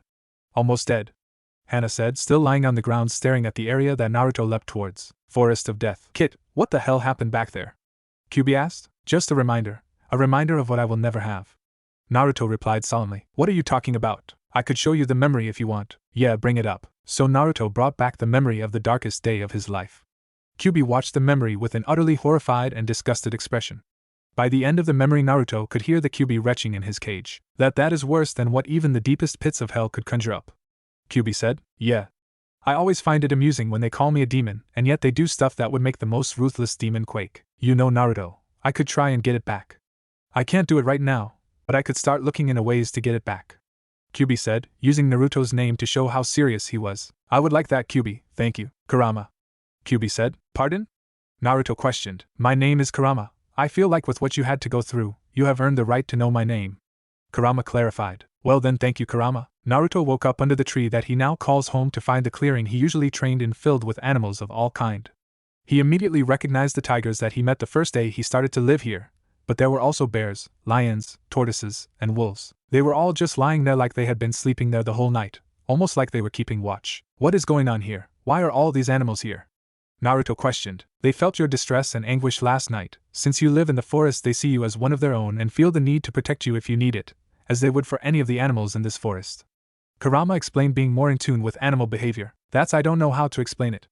I've never had anyone do this for me. It's surreal. Naruto thought in awe. They treat me better than anyone in the village, and I don't even know any of them. Is this what having friends is like? To always have someone there for you no matter what? I wouldn't know, Kit.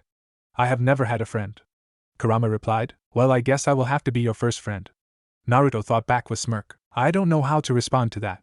You would agree to be my friend even though I am a demon that nearly destroyed your village and basically ruined your life? Kurama thought, flabbergasted. Well, I don't believe all demons are evil, nor are all angels good. It is all a matter of perspective. You have been told for so long that you are evil that you have just accepted that you are evil, and yet what is evil? Just a word that defines someone's opinion. What the masses of people think is evil may be different from your definition of evil.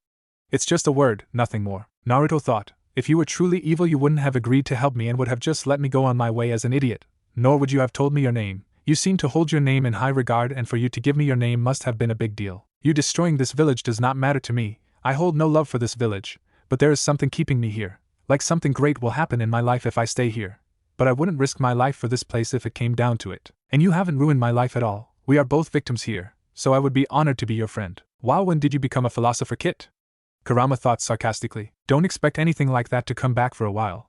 I don't like giving speeches. Naruto walked out of the shelter of the roots and made his way into the clearing. When he started to walk past the sleeping animals, they started to rouse and all turned to look at Naruto. Thank you all for your support, I appreciate it. I have never had anyone do this for me before, so this is a very big moment for me. I promise that if any of you need my help at any time, I will come as soon as possible to assist you in anything you need.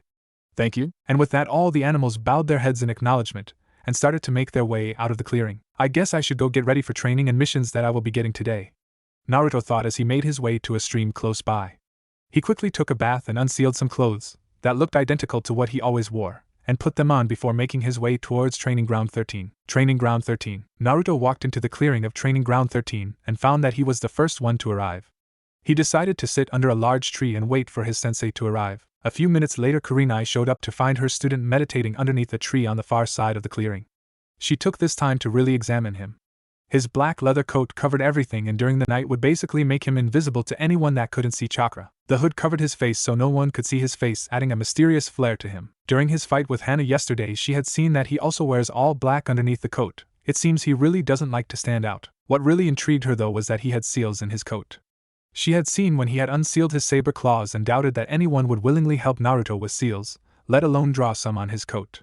Which meant that he had to draw those seals on his own. So he was studying Fuinjutsu and was at least adept at it. Thinking back to the fight with Hana, he showed that he was much better than the reports from his academy told. He was supposed to be the dead last. He was marked as worst in taijutsu, ninjutsu, and genjutsu. He was the best when it came to trap making and stealth, but that was it. He hardly paid attention in class and spent most of his time in the corner of the class away from everyone. So unless he was hiding his real skill from everyone during his academy days, which was entirely possible, then he learned incredibly quickly during the 1-week break between graduation and team assignments. This apprenticeship would be very interesting. When she was done examining her student, she began to make her way over to him. After the first few steps, Naruto's eyes snapped open and looked towards Kurenai. Seeing who it was, he immediately relaxed and stood up from his meditation. Good morning, Kurenai-sensei. Are we going to start with missions or will we be training first? Naruto asked as he made his way over to his sensei. We will start with missions. We don't want to get stuck with the bad missions. Plus, after your fight with Hana yesterday, I feel like you're doing pretty well in your training. Being able to beat a Chunin in combat is very impressive for a green genin.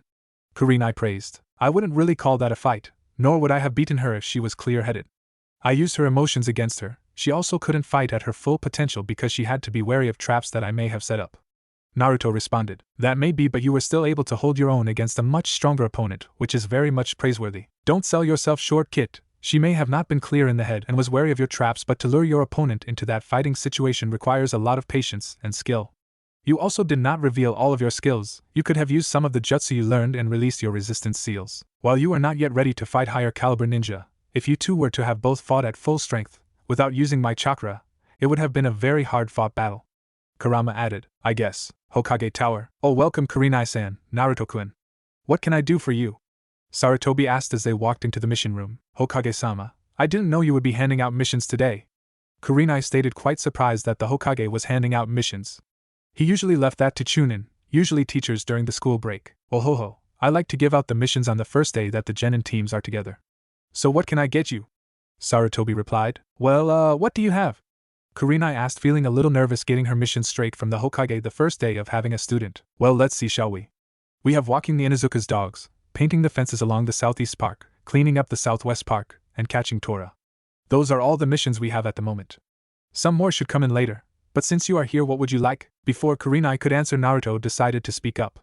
We'll take all of them. Kurenai snapped her head towards Naruto and stared at him incredulously. Naruto, if we would take all those missions, it would take us all day to finish them. We wouldn't have any time to train. I'll just use Kage Bunshin to do the job, sensei. I need the money from these missions. I no longer get an allowance from the village now that I am a ninja. I have to support myself financially.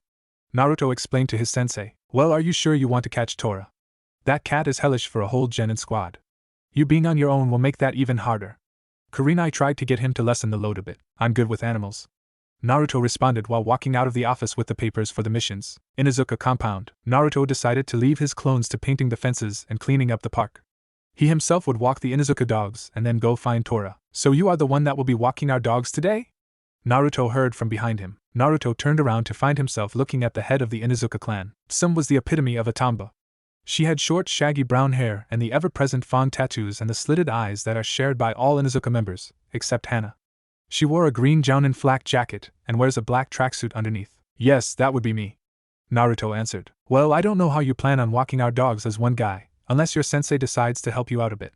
Sim responded, looking over towards Kurenai. That won't be necessary, Naruto states before Kurenai can get a word in. Naruto then makes a hand seal that is quickly becoming one of his favorites, and creates 3 clones to help him walk the dogs. Well, aren't you just full of surprises? Sim states, looking at the clones. She decides to poke one to see if it really was corporeal. When she felt resistance, instead of her hand phasing through the body, she was honestly surprised that a genin knew such a high-level technique. But she had heard rumors of a genin that learned the Kage Bunshin, she just never knew who.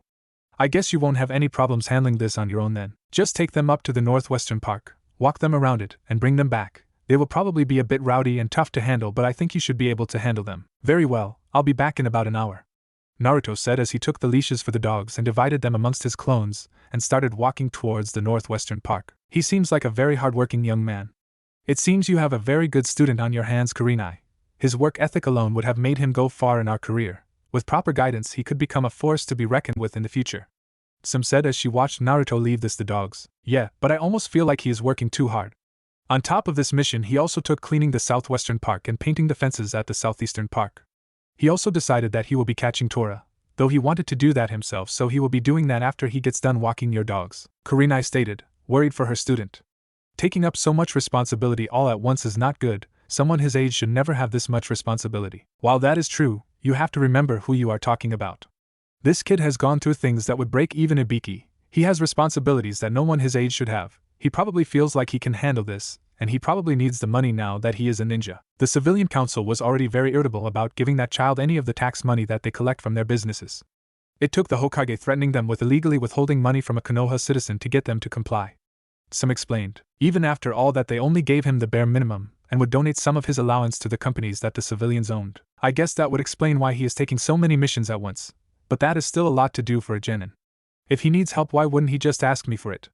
That's why I am here in the first place, Kurenai said, trying to find out a way to help her student. He has been alone all his life, Kurenai. He doesn't trust people.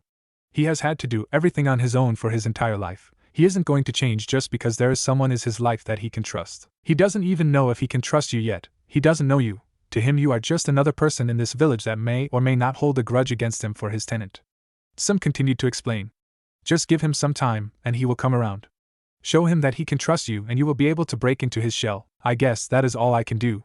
Thank you, Sim. Now I have to go catch up with him, and see if I can start getting him to open up, Kurenai said as she started to jog after her student. -1 hour later. During the walk, Naruto got to know the dogs of the Inuzuka a lot better.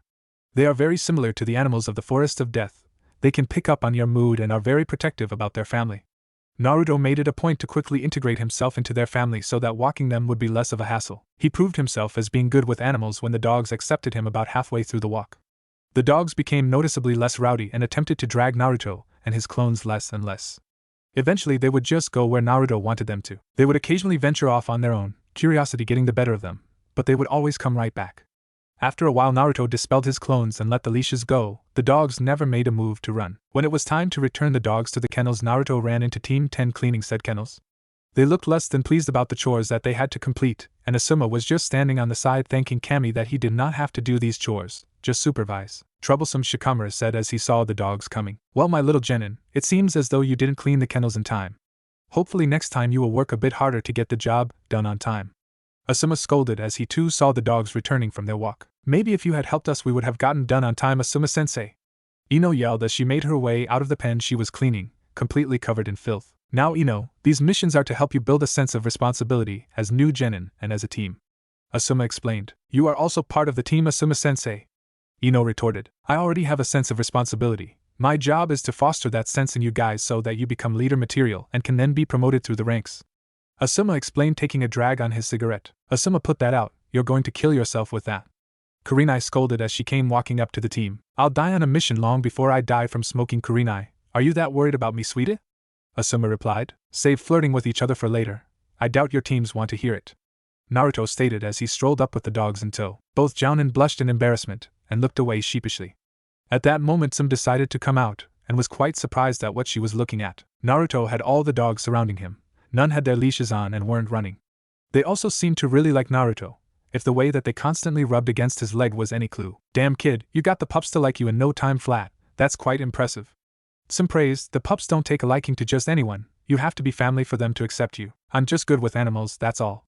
Naruto responded as he led the dogs to the kennels. When the dogs were going into their kennels, they all turned back to look at Naruto as if asking if he was going to come back. Don't worry guys, I'll come back and walk you again sometime. In the meantime, be good to anyone who walks you, okay, but give them a bit of a challenge. Can't make stuff too easy on them, any? Naruto smirked. The Inuzuka dogs all barked in agreement and went into their kennels, most of which were clean. If you ever need someone to walk your dogs again, just let me know. I'll also clean out the kennels if you need that done as well, Naruto declared as he turned away from the dogs to look at Sim. Sim was quite taken by this young man. Most people didn't like walking the dogs and no one liked to clean the kennels, and yet here is a young man who volunteered to do both if the need ever arose. At least we won't have to clean the kennels ever again. Chuji spoke up, for once not eating since even he didn't want to eat after what he just had to clean. You didn't even completely clean the kennels, you got through about half of them in the time it took Naruto to walk the dogs, which is about an hour. You guys need to pick up the pace if you ever want to get past these chores. Asuma scolded his team. Kurenai-sensei, it's time we go find Tora, then after that we could get in some training, Naruto said as he started to walk towards the forest surrounding Konoha. Ouch, you guys got stuck with Tora. Good luck with that, Asuma said as he watched the blonde walk away. He actually requested it. I tried to get him out of it, but he was adamant about taking the mission, said he was good with animals and that he would be able to catch Tora. Kurenai responded as she shook her head. Guess he'll just have to learn the hard way. Kurenai then walked after her student. Outskirts of Konoha. Naruto was walking through the forests outside the walls of Konoha at a leisurely pace. He knew that he would come upon Tora eventually, so he was in no real rush. He learned that patience was rewarded handsomely from all his pranks and stakeouts that he did. As he was walking through the forest, he came upon a family of foxes. There were 2 adults and 2 kids, and they just seemed to be enjoying the day. All of a sudden a kunai cut through the air and made its way towards the family of foxes. Thinking fast, Naruto jumped in front of the foxes and unsealed his saber claws. He deflected the kunai into the ground and glared at where the kunai came from. So the demon is protecting his own kind. How sweet. Came a voice as a figure could be made out coming out of the bushes. When the figure was visible, you could easily tell it was a genin ninja. Not a green genin, but a genin nonetheless. And for him to be a genin and know about the Kyuubi, then he had to be a really old genin, which also meant that he had to be a horrible ninja. I suggest you leave before you get yourself in way over your head, Naruto warned, slipping into his taijutsu stance. Oh, so the fox is defensive about his brethren. Well, I guess I get to kill more than I bargained for on this hunt. The genin sneered as he too slipped into the academy taijutsu stance. So be it. And with those words, Naruto rocketed off towards the genin at high speeds. The opposing genin was caught off by the speed of his opponent, and was unable to block the first blow to his stomach. The saber claws cut into his stomach and left a deep gash that would surely hinder further movement, and would eventually knock the boy out in a minute if he didn't stop the bleeding. You little pest!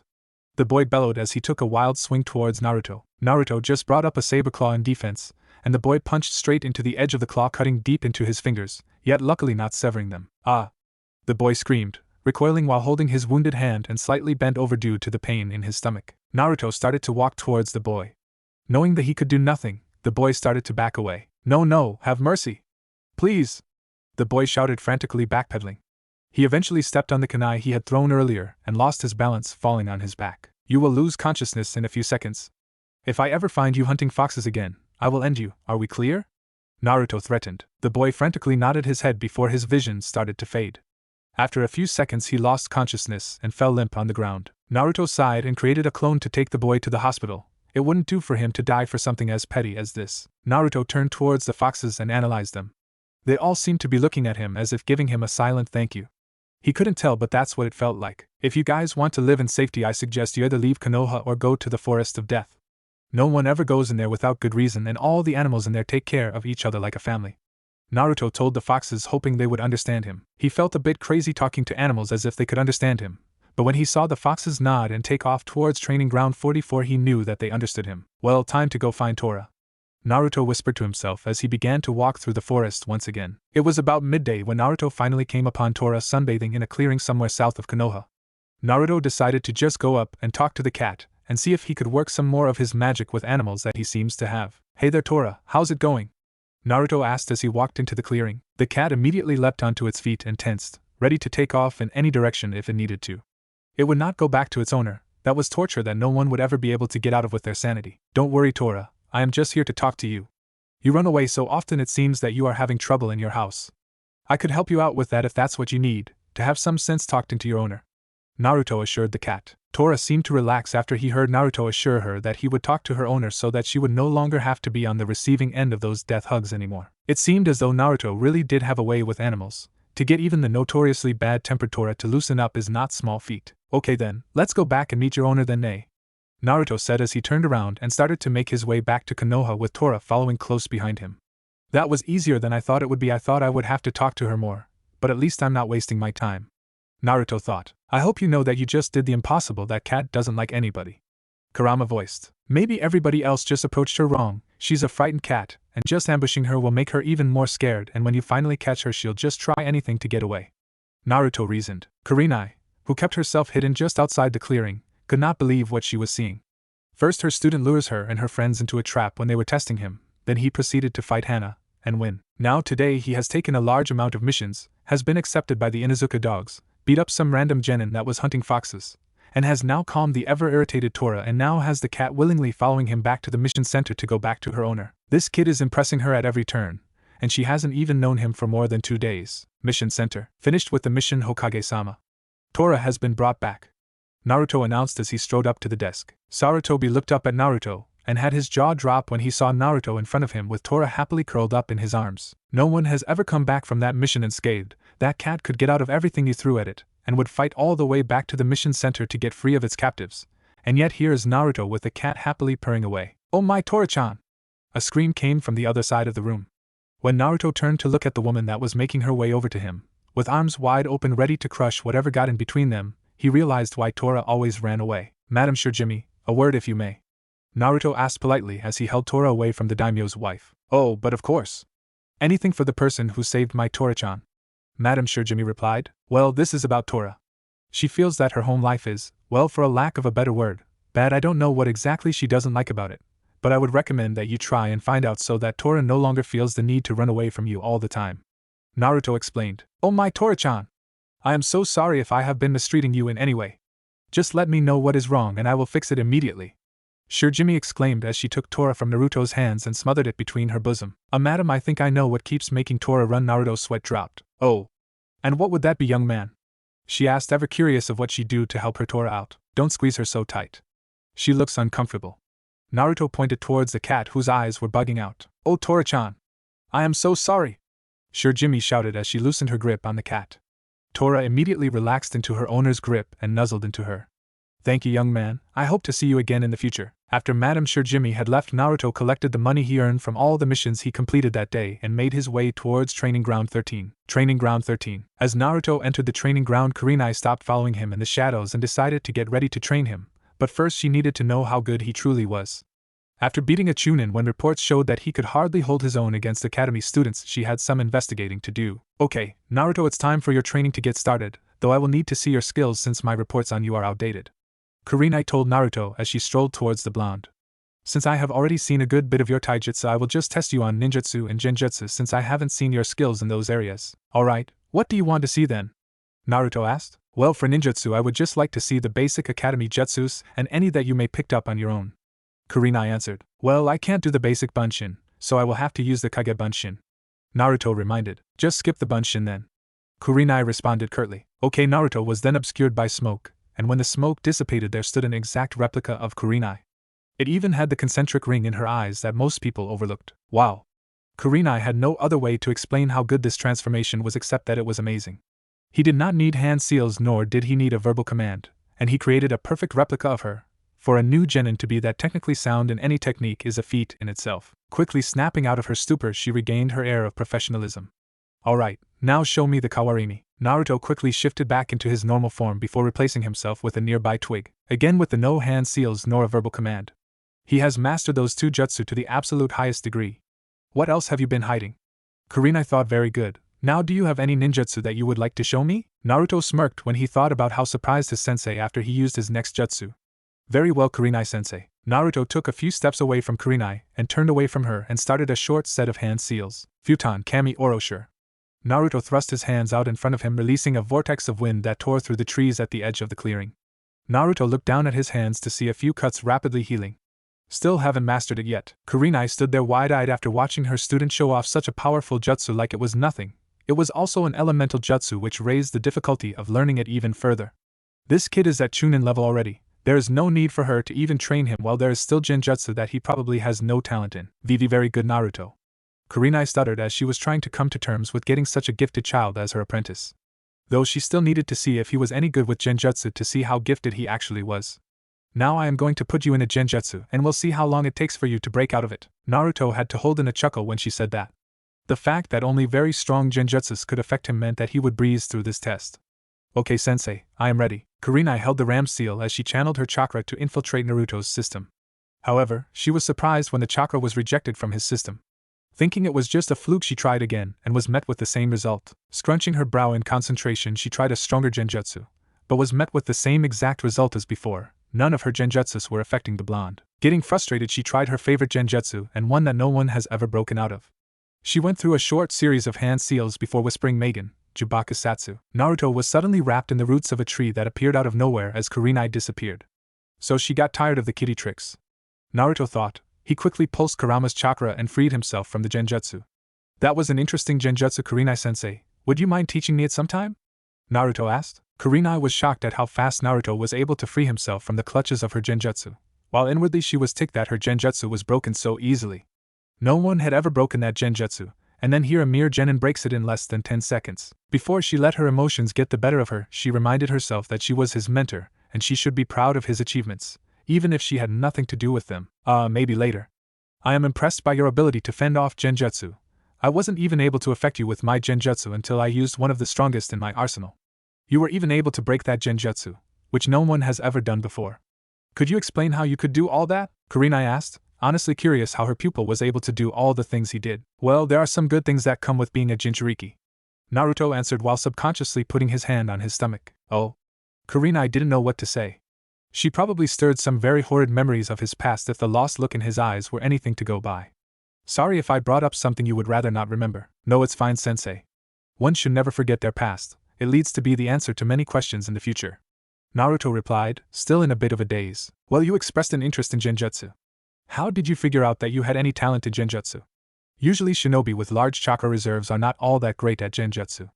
Kurenai asked, trying to change the subject. Oh, I was looking at some jutsu scrolls and saw the name of a jutsu that I thought looked cool and tried it out. When I learned that it was a genjutsu, I just started to learn more and more about it and practice it. Naruto lied, not really wanting anyone to know that he was having conversations with Kurama. No need to get the village in an uproar. After a while I even created my own genjutsu. You created your own genjutsu? Kurenai asked, astonished that someone so young could create any type of jutsu. Can I see it? Oh, I really don't think I should use it on you. It's not the best of experiences. Naruto answered hesitantly, not wishing to use his genjutsu on anyone he considered neutral or friendly towards him. Naruto. I am a jounin of Konoha and a genjutsu specialist. I am the best genjutsu user in this village. I think I can handle what you came up with. Kurenai stated sternly, firmly believing that she could handle just about any jutsu that the kid could come up with. Alright, Kurenai-sensei. Naruto gave in. I really wish I could control which memories I sent into other people's minds. I am going to need to work on that later. Naruto thought before channeling chakra to his eyes and looking into his sensei's eyes. Keiko no Akumu. Kurenai's vision went black, and when she was able to see again, it was night time. She tried to look around but quickly found out she was not in control of her body. As she was thinking about her situation, she started to hear shouts and screams coming from behind her. The body Kurenai was inhabiting turned around only to come face to face with a large mob. The mob was brandishing anything and everything they could find out in the open as weapons, whether that be wooden boards, fence posts, or broken bottles. Kurenai turned around and started to sprint as fast as she could in the opposite direction. Knowing that she was just along for the ride, she decided to try and decipher the genjutsu. It was a very interesting illusion, seeing as it keeps the victim from moving their bodies the way they want it to. Instead, the caster has complete control over the movements of their body. Kurenai took a turn down an alley only to run straight into a net of ninja wire. When she turned around, she found herself cornered by the mob from earlier, and they all had a gleam in their eyes that disgusted Kurenai. The mob quickly closed in on Kurenai and started to beat her with the impromptu objects they had picked up along the street. She could feel each blow that was dealt to her, hear her bones cracking each time someone landed an extremely heavy blow on her small and frail body.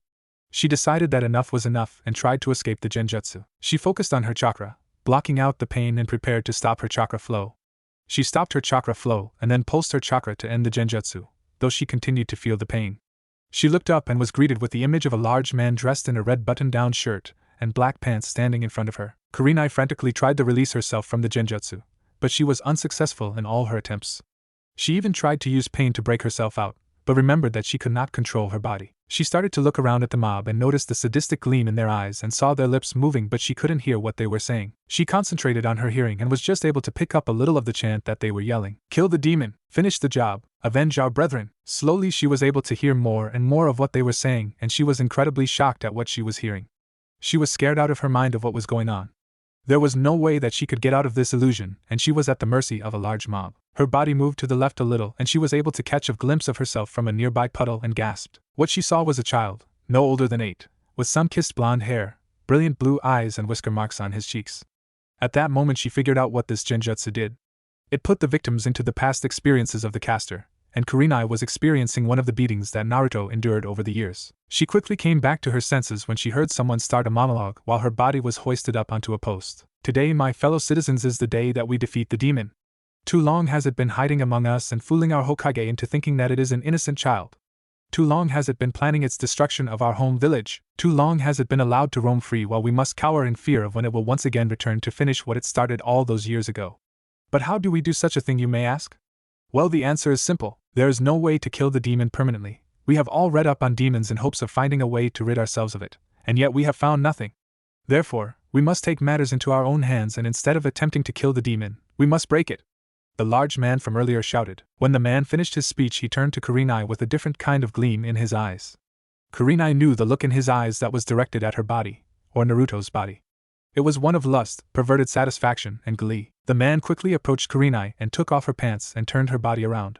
She heard the sound of a zipper unzipping before she heard something fall to the ground. She was even more afraid of what was happening to her now than she ever was in her entire life when her vision went black yet again. She opened her eyes to find herself in the clearing of Training Ground 13 once again, and Naruto was standing next to her with a hand on his arm, probably to dispel the genjutsu. Sorry about that, sensei. When you didn't respond after the first 10 seconds, I got worried and broke you out of it. I'm sorry if you had to experience anything horrible, Naruto stated, really not liking the idea of hurting someone who was not prejudiced towards him. He also didn't like the thought that he could have used a memory that would mentally scar even the most battle-hardened shinobi to ever live. Naruto, does that genjutsu, does it implant a memory of your past into the victim's psyche and have them go through an experience of your life? Kurenai asked, still quite shaken with her experience in the genjutsu. Yes. I figured that my life is possibly the worst thing anyone would have to live with and decided to use it to my advantage. Though I still cannot control which memories I send into my victim. I need to continue training with that until I can perfect it. Naruto explained, even more afraid that he sent her into one of the darkest memories that he has had to live through. Which memory were you sent to? He asked, almost dreading the answer. I was in a memory of you when you were about 8 years old. You were running from a mob and took a turn into an alley and ran into a web on ninja wire. There you were beaten and then tied to a pole, and then oh my kami. Ayu, Naruto, how bad was your life? Kurenai spoke, still completely shaken by her experience, and worried for her pupil after seeing a glimpse of his past. Naruto, knowing which memory she had to experience, flinched and grimaced. That was a horrible memory that he had used on her.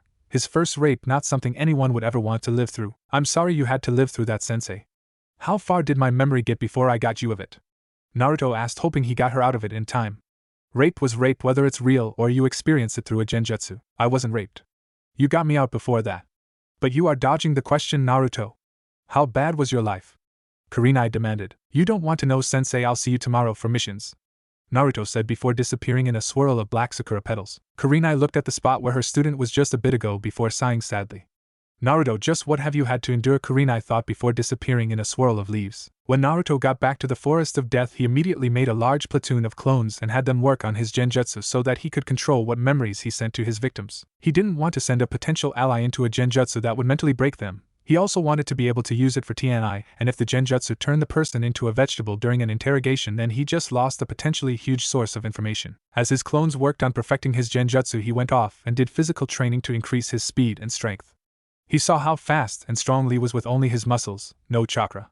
He was amazed at what he was able to accomplish with just hard work and determination. The ability to move that fast and hit that hard without channeling chakra through your legs is just amazing. He could only imagine what he could do if he were to channel his chakra through his muscles.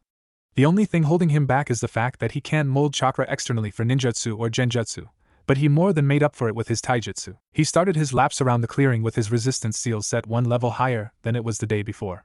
He would be able to rapidly go through the levels because of his ability to heal quickly. His muscles would be able to heal themselves and be stronger than they were the day before, or even the hour before. It was almost unfair how fast he could increase his strength.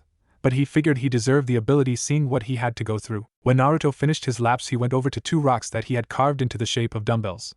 He also put gravity seals on them so that they were much heavier than a hunk of stone, and he could constantly adjust it as he got stronger. He started out with curls while walking up and down a tree. This not only made him stronger, but also helped him with his multitasking and ability to subconsciously perform the tree walking exercise so that he wouldn't have to think about it in battle. When he was comfortable with his ability to tree walk subconsciously, he would move on to water walking. While Naruto was performing his exercises, he started to think about what missions he would do now that he is a genin. Though he didn't show it, he was extremely excited to be able to take missions and possibly get out of the village. The few times he had actually been out of the village were the times when he was ran out of there and needed a place to hide. But now he would be able to go out on business. It just filled him with a sense of accomplishment knowing that all he had endured is somehow paying off. Though he wondered when he would be able to get a mission outside the village. He knew that only C rank and above missions took you outside the village, and fresh genin didn't get those for a while in their 3-man squads, so it would probably take even longer for him to take a C rank, seeing as he is just one person. As Naruto finished all his exercises for the day, he dispelled his clones. Holding his head due to the intense memory feedback, he started to sort through the memories. He was pleased to see that he was able to control what time frame the memories he implanted into his victim came from. Not perfect, but close enough that he won't accidentally break someone if he used it on them. Feeling that he had gotten a good training session, and he decided that it was time to get some sleep and went to his tree. Training Ground 13. Naruto showed up at the normal meeting place and sat underneath the tree and began to meditate. He was working on a way to use Kurama's chakra without any negative effects. When he first asked Kurama whether he could use his chakra, he was told that he could only use a little, enough that it would change his physical features a bit and would increase his speed, strength, and healing factor. Anything more than that, and it would start to burn his body from the corrosive nature of his chakra.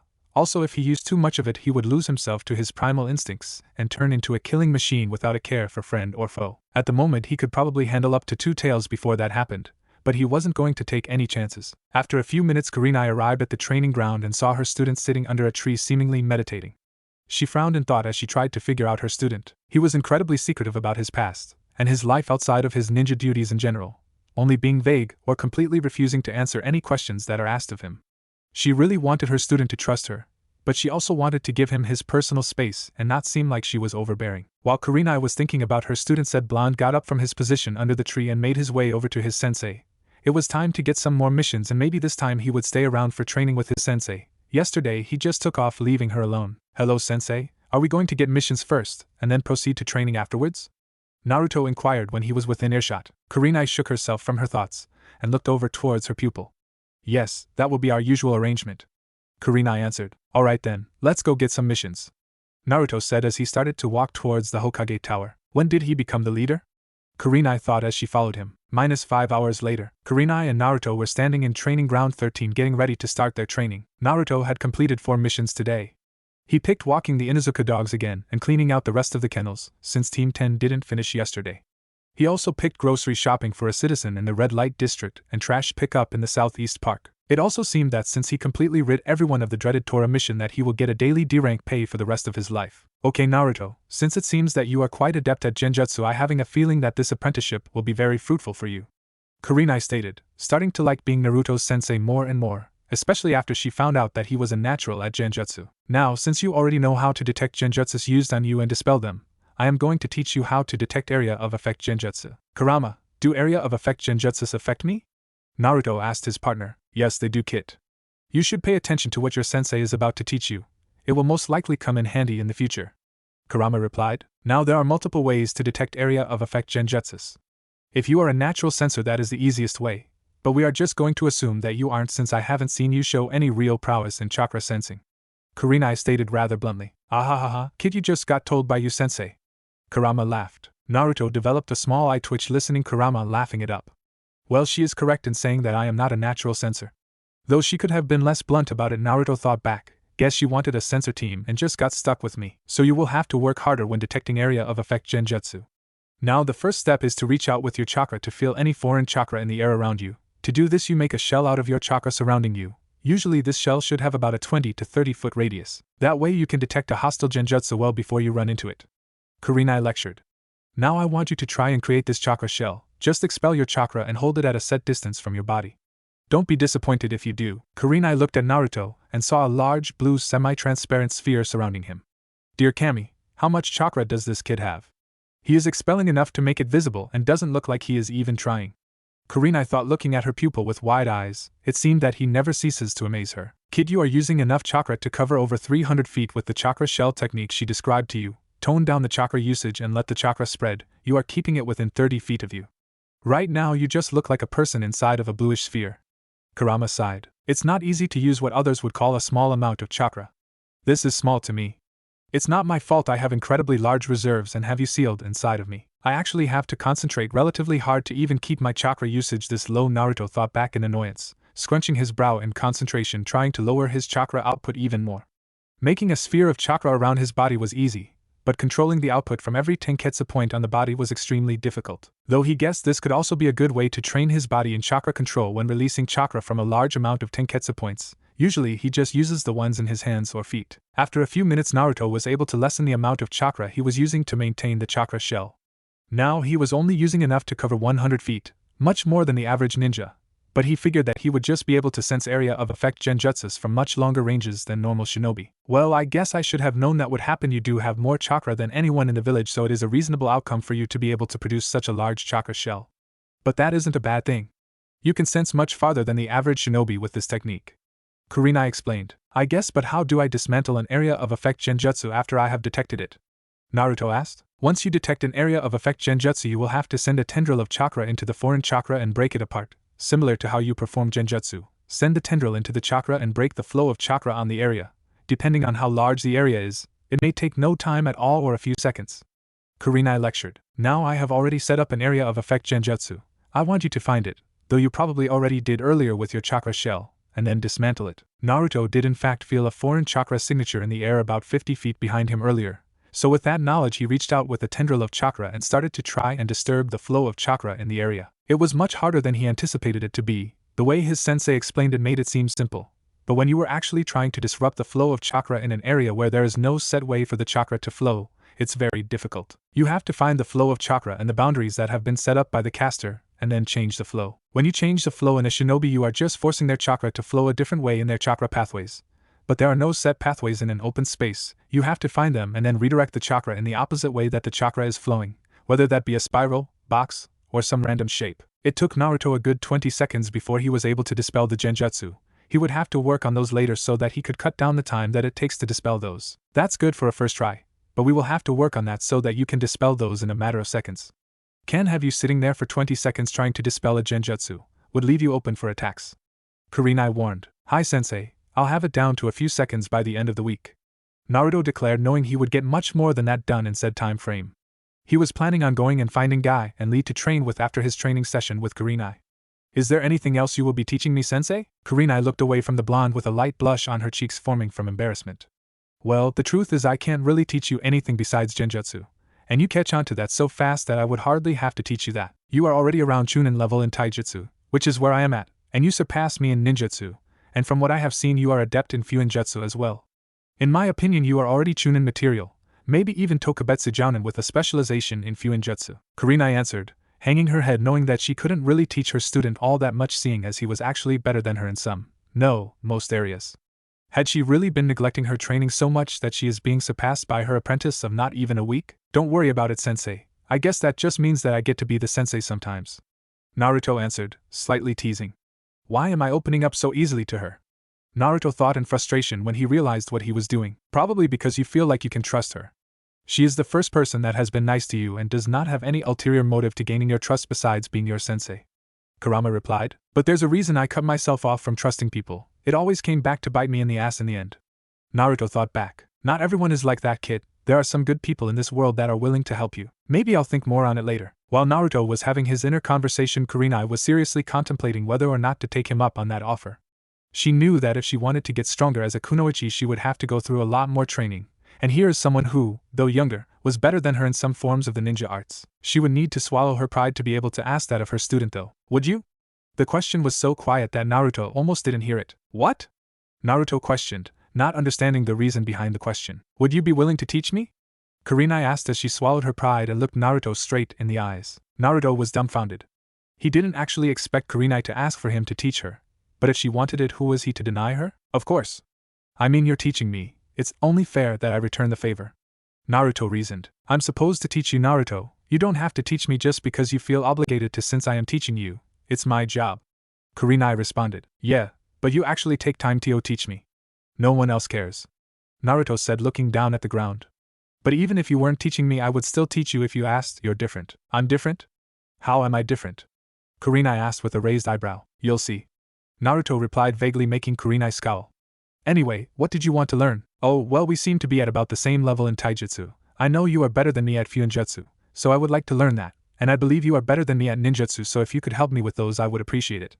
Kurenai listed off, still somewhat ashamed that she was learning from her student. And if you could help me with stealth training, I would be grateful for that as well, Kurenai added, seeing as if she was going to ask for help, she might as well get the most out of it. Yeah, I can help you with all that, no problem. Though, I do need to get going. I have to be at Training Ground 9 in about 5 minutes to start training with Guy and Lee. Naruto recounted as he turned to leave and head off towards Training Ground 9. Wait. You train with Guy and Lee? Their training is ridiculous. Kurenai exclaimed, having seen their training methods before, and they were insane. Yeah, but there is no better training when it comes to taijutsu, speed, and strength training than with them. The insane workouts are always the most rewarding. Naruto replied as he kept walking towards Training Ground 9. Kurenai, having nothing better to do, decided to follow him and see if this training was really as good as he said it is. To her it looked more like punishment than training. Training Ground 9. Naruto walked into the clearing of Training Ground 9 ready for the training that he was going to endure.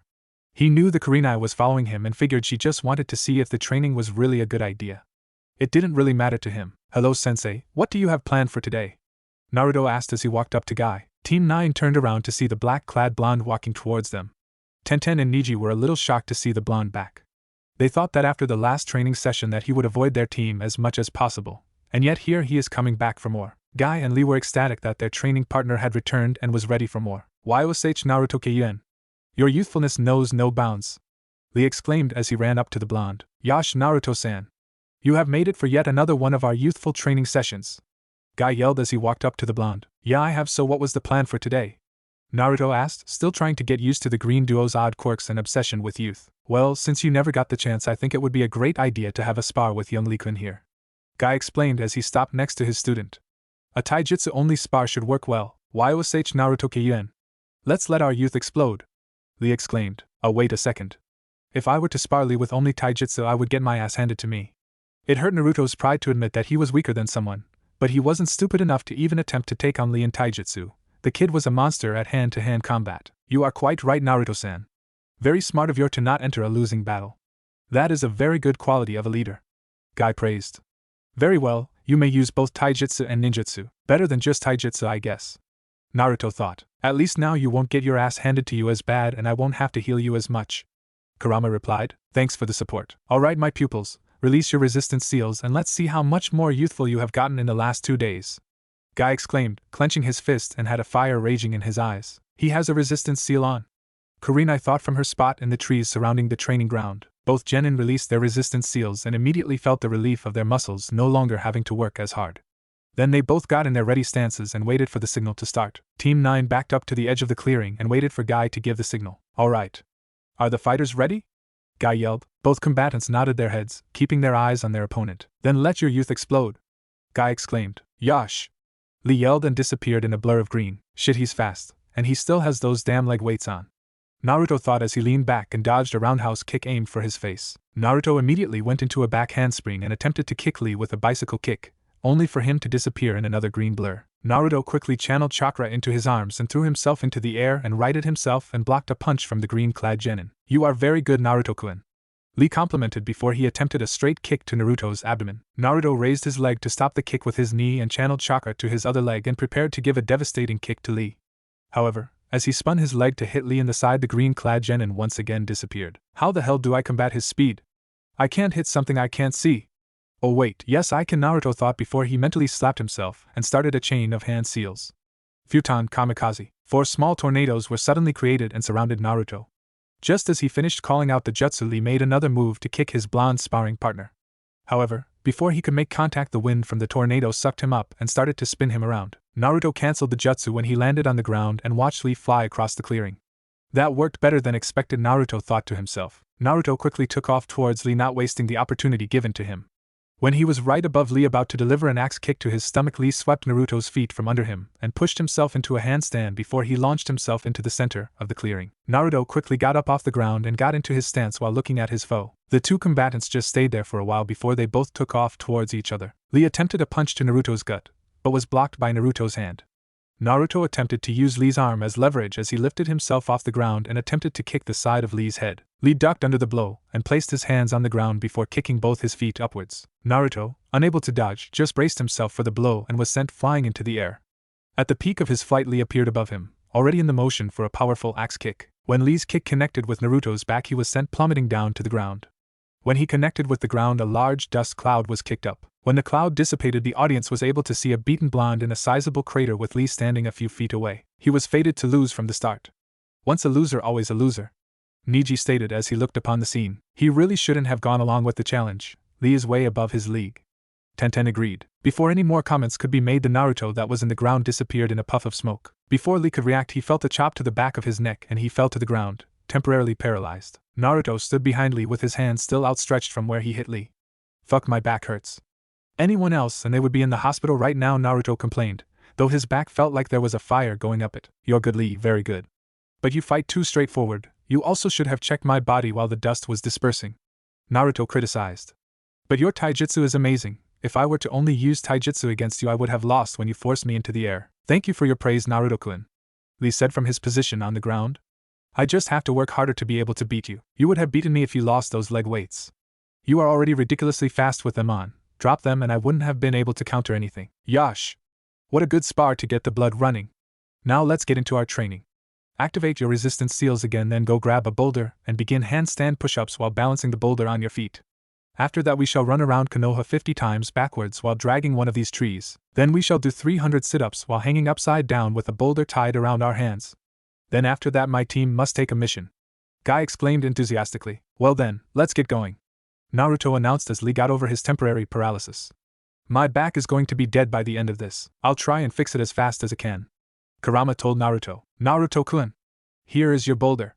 Naruto heard a shout and turned around to see a boulder about his size hurtling towards him. Fuck, Naruto mumbled before he caught the boulder, bending back slightly from the momentum of the giant rock. My fucking back. You sound like an old man, Kurama deadpanned. Fuck off. -5 hours later, after Guy, Lee, and Naruto finished their training session, Team 9 left to go get themselves a mission. Guy told Naruto that they would be taking a C-rank mission, so they would most likely be gone for a few weeks. Sensei, Naruto called out and waited for Kurenai to make her presence known. Kurenai walked out of the forest surrounding the training ground and walked over towards her apprentice. She was a little startled when he called her out. She thought she was doing a good job at hiding herself. When do you think we will be able to take C-rank mission, Sensei? Naruto asked. Kurenai blinked before contemplating how to answer the question. Well, we will most likely be used as backup for other teams that are going on C-rank missions that Hokage-sama believes will need a little more help. We will probably go with all the rookies on their first C-rank. Though since you are outstanding for a green genin, we could probably do one soon with just the two of us, Kurenai replied. She knew that Naruto was much better than any of the genin in his year, and even better than the genin ahead of him. He could probably handle a C-rank right now. Okay. Well, I guess, since Team 9 is on a mission for the next few days, our training begins tomorrow. I'll see you then, Sensei, Naruto stated as he disappeared in a swirl of black sakura petals. Kurenai just sighed before she took her leave as well. She had a date to get ready for, and she was going to make sure that it would be perfect. Training Ground 13. After Naruto left Kurenai the night before, he decided to summon Heiko and work on his taijutsu a little bit while he had some clones working on making kanji using only their chakra and tagging it onto trees as quick as possible. He was getting much better. He could now write 2 kanji in about 2 seconds, not good enough, but he is getting there. Naruto arrived at the training ground much earlier than he usually did, so he decided he would meditate to try and gain more control over Kurama's chakra. He was still held up at the 2-tail limit at the moment, and was determined to at least get to 3 tails by the end of the week. While Naruto was meditating, Kurenai meandered into the training ground looking displeased. Internally she was pissed, but she had to suck it up so that she could teach her student without any distractions. However, Naruto already picked up on her less than pleasant mood. Whoa, what is this? It feels as if I can sense Sensei's anger. Why would she be angry? And why do I know this? Naruto thought to himself, surprised that he was able to feel the emotions coming off of his sensei. Oh, that's why you haven't been able to control more of my chakra, Kurama stated. You have been learning to control my abilities instead of my chakra when you meditate. What? You can sense emotions? Naruto replied, surprised that Kurama had such a useful ability. Only negative emotions like anger, hate, despair, stuff like that. It seems that when you have been meditating you have been focusing more on the abilities that you would learn rather than the chakra you would get, or something like that. I'm not really sure. We'll have to think about that later, Kurama replied thoughtfully. Truthfully, he had a theory about why he couldn't go 3 tails, and that involved his negative side. Kurama could feel a large amount of negativity built up inside the boy, and it was probably acting as a blockage, keeping Naruto from going further with using Kurama's chakra. "Good morning, sensei. Are you feeling alright?" Naruto asked. "Great, I tried to hide it, but it seems he already knows something's wrong. Don't need him to get caught up in all this though," Kurenai thought. "I'm fine, Naruto. Let's go get our missions and then we will train afterwards." Kurenai turned around and started walking towards the Hokage tower. Naruto just shrugged and followed her towards the tower. If she didn't want to tell him, he wouldn't force her to. Mission room. The Hokage decided that he should do missions today. Not only to get out of paperwork, but also because he knew that Kurenai would be coming in and he wanted to try and save her and Asuma's relationship. The whole thing was just a big misunderstanding. Just as Sarutobi finished that train of thought, the person he was looking forward to seeing walked in with her pupil right behind her. "Hokage-sama, we are here to take a few missions, we will be out of here quickly," Kurenai stated, not wanting to be in the presence of a Sarutobi at the moment. "Now Kurenai-chan, I am sure that you are a little upset about what happened last night, but you do not have to be so hostile," Hiruzen replied, completely ignoring her request. Being so blatantly ignored pissed Kurenai off even more. Ever since she entered this room and saw the old Sarutobi sitting behind the mission desk, she had to keep a strong leash on her emotions to not lash out at anything and everything. Though she was able to keep her emotions from showing on her face, they were still radiating off of her in large waves. Wow, she is pissed, Naruto thought, feeling all the negativity coming off of his sensei. "Hokage-sama, I would appreciate it if you would just get some missions together for my apprentice and I to complete," Kurenai gritted out, clenching her fists to try and keep control of her anger. "Now Kurenai-chan, all that happened last night was just a huge misunderstanding. I'm sure if you go back and apologize, everything will go back to normal," Hiruzen stated. "Apologize?" Kurenai snapped. "You think that this is all my fault?" "No. It is all that rat bastard's fault. I should have known all men are the same. Come Naruto, we are leaving." Kurenai turned around and marched out the door without looking back to see if her pupil was following her. Naruto just blinked before he followed his sensei back to the training grounds. Training ground 13. When Naruto arrived, he looked for his sensei only to see her relentlessly punching a tree into oblivion. Sensei, if something is bugging you, you might want to talk to somebody about it," Naruto offered. "What would you know?" Kurenai whirled onto her apprentice. "I thought I found the perfect guy. He was sweet, charming, loyal, and honest. He was everything I ever wanted. And he didn't want me just for my body or to say that he was able to break one of the Ice Queens. He was perfect. We went out and everything was so grand and joyous. I was in love. But then that bastard has the audacity to demand something of me. And not just anything, but sex. He felt that I was being stingy and wasn't putting out, as he so elaborately stated. All I thought about him was a lie. He was just like everyone else, just looking for a good fuck and to break an Ice Queen. He never really cared about me." Kurenai started to sob at the end of her rant, falling to her knees and hugging herself. Naruto, not knowing what else to do, walked up to his sensei and kneeled before her and wrapped her in a hug. "It's going to be alright, sensei. Asuma is missing out on an amazing person. I haven't known you for very long, but I know that you are a one-of-a-kind woman that anyone would die for. You are professional when you need to be, but also have a caring side that speaks volumes about the kind of person you are. You want to prove that kunoichi can be just as strong as shinobi and have set yourself onto that goal and have tried everything in your power to achieve it. And in time you will achieve that goal and prove that kunoichi are just as strong as shinobi. And you will meet a guy who will appreciate you for you and not just your body." Naruto comforted. He felt the woman in his arms stop shaking and assumed she had gotten everything out of her system. "Feeling better?" "Yes, thank you, Naruto. I really needed that. Sorry for yelling at you." Kurenai replied. Her mascara was running from all the crying she did. "Don't worry about it. It needed to be done, and I know you didn't mean it, you were just so emotional you couldn't control yourself. That and I kinda pushed you," Naruto replied somewhat sheepishly. "Let's get started on our training, and then how about I treat you to some ramen, and then I think I may have a little something special planned for tonight if you are up for it." Naruto had his prankster grin on at the end of his sentence. "I think I would like that, Naruto, thank you." Kurenai smiled up at her pupil, then blushed slightly when she noticed that she was still wrapped in his arms. "You can let go of me now, Naruto." "Oh, sorry," Naruto said as he quickly let go of his sensei and backed up. He looked back at his sensei when he heard her giggle lightly. "So Naruto, how about we get started on training? I can teach you some genjutsu and then you can help me with my ninjutsu." Kurenai laid out the plan for the day. "Okay, that'll work. What will you be teaching me?" Naruto asked. "Today, I will be teaching you my favorite genjutsu. Meigen Jibaku Satsu. It binds the victims in a tree that grows behind them. You can then sneak up on your victim undetected while they are immobilized." Kurenai explained and showed the hand seals necessary for the technique. "So the one you used on me?" Naruto mused. All of a sudden 20 clones poofed into existence behind Naruto. "Oh, I can finally do that without a hand seal. Why did you create those bunch in Naruto?" Kurenai asked. Oh, everything they learn is transferred back to me when they dispel, so I can train much quicker this way. Naruto lectured, feeling a little awkward being in the teacher role. Kurenai resisted the urge to face spam after that simple explanation. Though that did show how he was able to learn and master jutsu so quickly. Half the clones performed the hand seals and directed it at the clone across from them.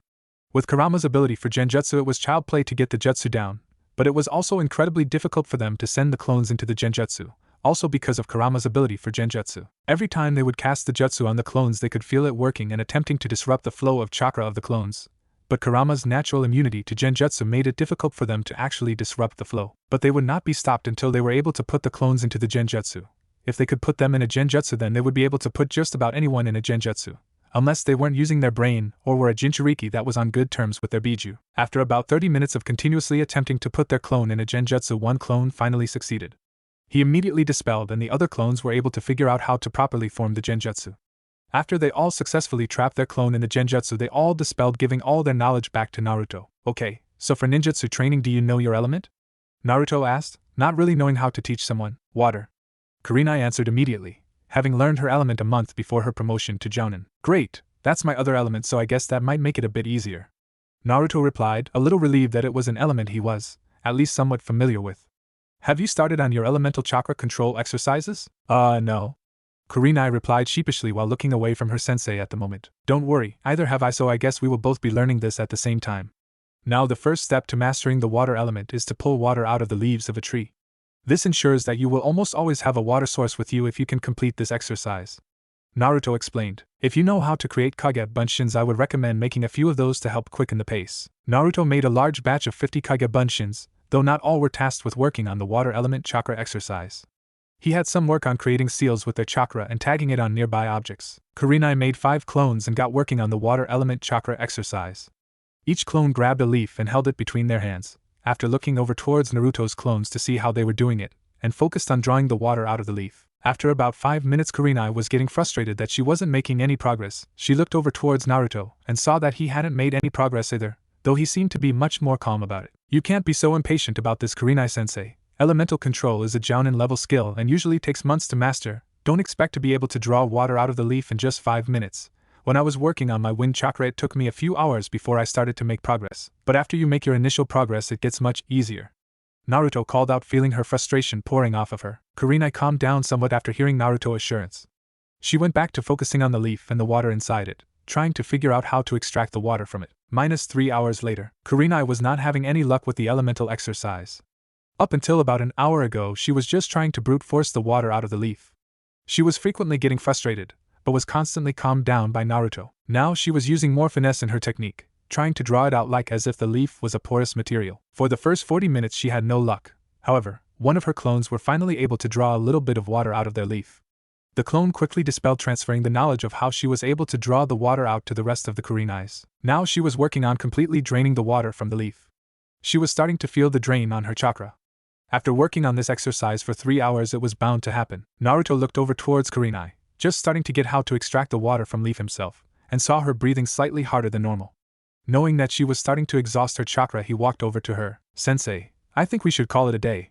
We have made good progress today, Naruto advised. But I'm not tired yet, I can still go, and I know that you haven't even made a dent in your chakra reserves, Kurenai stated. You'll feel it once you dispel the rest of your clones, as will I, Naruto replied while simultaneously dispelling his clones. He held his head from the memory rush. Kurenai also dispelled her clones and got a minor headache from the memory feedback, but it subsided quickly. She also felt twice as exhausted as she was earlier, hardly having enough chakra left to create even a single Kage Bunshin. Whoa, I really overdid it. I haven't felt this exhausted since the test I took to become a Jounin. Kurenai gasped out as she sat down, her body demanding rest. Yeah, that's another danger about training this way. If you don't know how the backlash from dispelling your Bunshins will affect you, you can end up unconscious from exhaustion, Naruto said. Why don't you look exhausted? I know you have large chakra reserves, and inhuman stamina, even for a ninja, but you made 10 times as many clones as I did. You should feel pretty exhausted as well, Kurenai stated, looking up at her pupil, who didn't look any worse for wear besides him breathing slightly heavier than usual. Truthfully, the exercises I did drained me of all my chakra, but the seal used to house the Kyuubi will take chakra from it, and then give it to me once I have exhausted my normal reserves, so it is almost impossible for me to suffer from chakra exhaustion. The only thing that gets to me with this training is the memory feedback, Naruto explained. But I did promise that I would take you out for ramen after training, And since we can't really continue, how about we go get that ramen? Kurenai slowly got up and followed the blonde to his favorite ramen bar, Ichiraku Ramen. Naruto and Kurenai walked side by side through the village until they reached the ramen stand. Naruto got the usual looks from the populace, but ignored them as per usual. However, Kurenai couldn't. She saw all the glares that the blonde was receiving and constantly glanced at her pupil to see how he was doing. She was surprised when he wasn't even fazed. Just how long has he been enduring this? Kurenai pondered. The duo finally made it to the ramen bar and entered through the flaps surrounding the building. They both took a stool at the bar. While Kurenai looked over the menu, Naruto looked beyond the bar to see the Ichiraku family working diligently on the ramen. Hey Tsuchiyaji, I am Chan. Naruto called out to the father-daughter duo. Naruto-kun?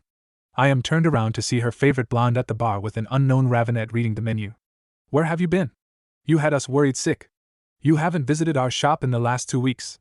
I am, scolded the blonde. No, sorry, I am Chan, but I was busy training. I was working myself into the ground almost every day. I didn't have enough spare time to come visit.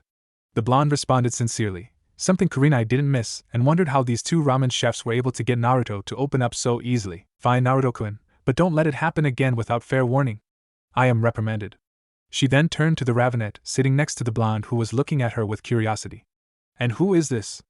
I didn't know you were into older women, Naruto-kun. Thud. Naruto slammed his head on the bar table, not believing what the waitress had insinuated. Kurenai, on the other hand, was blushing a crimson that matched her eyes.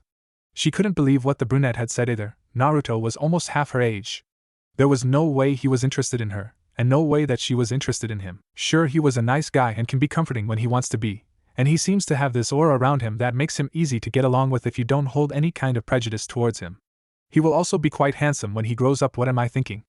Kurenai, calm down. I am taking that breakup with Asuma way too hard, Kurenai thought. No, I am Chan, this is Kurenai, my sensei. Naruto said, picking his head up off the table. Oh, my apologies. Anyway, what would you like to order? I am assuming that you, Naruto-kun, will want the usual. I am asked, receiving a nod from the blonde.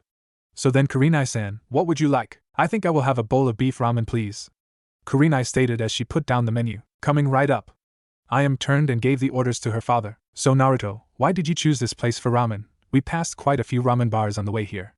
Kurenai inquired. This was the first place to actually feed me. They didn't care who I was, just that I needed food. They were the only people who were nice to me without any ulterior motives. Naruto replied, looking slightly downcast. What is with me and making him relive horrible memories? Kurenai mentally slapped herself for, once again, bringing up Naruto's past experiences. Sorry if that brought up anything unpleasant. Kurenai said, It's fine, sensei. Like I said before, one should never forget their past. It leads to be the answer to many questions in the future. Naruto restated what he had told his sensei 2 days ago. We just don't know what those questions that need to be answered are yet. He's too wise to be a 13-year-old. Kurenai thought as Ayame set down a bowl of ramen in front of her. She thanked the waitress and said a quick itadakimasu before starting her meal. She glanced over at Naruto and nearly choked on her food when she saw all the bowls in front of the blonde, half of which were already empty. Naruto, how many bowls did you order? Kurenai asked, staring at the small tower of empty bowls that grew by 3 while she asked the question. Well, my usual order is the Naruto special, which consists of every type of ramen on the menu. Naruto answered thoughtfully. How can you eat that much? Kurenai asked incredulously. Extremely fast metabolism, and I never let food go to waste. Naruto replied while gulping down another bowl of ramen. I also haven't eaten here in 2 weeks, so the food tastes so much better than it usually does. Kurenai didn't ask any more questions for the rest of the meal, focusing more on trying to figure out the enigma that is Naruto. He was usually reserved and never opened up to anyone, and yet when he came to this ramen stand there was an immediate change in personality, and he opened up to them immediately. She wanted to learn more about her apprentice. Naruto finished his last bowl of ramen and thanked the ramen waitress and turned to his sensei. So, sensei, are you still up for that surprise tonight? Kurenai blinked once. She had forgotten that Naruto had offered to give her a surprise. Now that she remembered, she was honestly curious what the blonde prankster had come up with. Sure, Naruto, we'll meet at training ground 13 around. Kurenai trailed off, not knowing when Naruto wanted to meet. We'll meet there around 7. We have to get some stuff before the surprise can start. Naruto finished while heading out of the stand. When the blonde left, Kurenai turned back to the employees of the stand, called Ayame over. How may I help you, Kurenai-san? Ayame offered with a smile. I was just wondering why Naruto seemed to open up so easily around you. I have spent a large amount of time with him over the week and I can see that he mostly keeps to himself and never opens up to anyone. And yet we come here and the second we enter the stand he changes from being professional and serious to a more carefree and fun individual. Why did he open up so easily by just being in your presence? Kurenai wondered. Well, I heard him tell you that we were the first people to ever be kind to him, so that is a large part of it. We have been a part of his life for close to 5 years now. He first came here when he was 8 and was looking for some food. We saw him and were appalled by how skinny and malnourished he was. We immediately gave him a couple bowls of ramen. He ate them so quickly it was almost like he thought that if he didn't eat them fast enough they would disappear. I am recalled. After that he would always come back for more food. We were probably the only people who would feed him, so we felt it our job to make sure that he grew up at least somewhat healthy. This continued on for a long time. Then there was an event that changed him. He used to trust anyone as long as they were nice to him, but then something happened and he stopped trusting everyone. He was never really the same after that.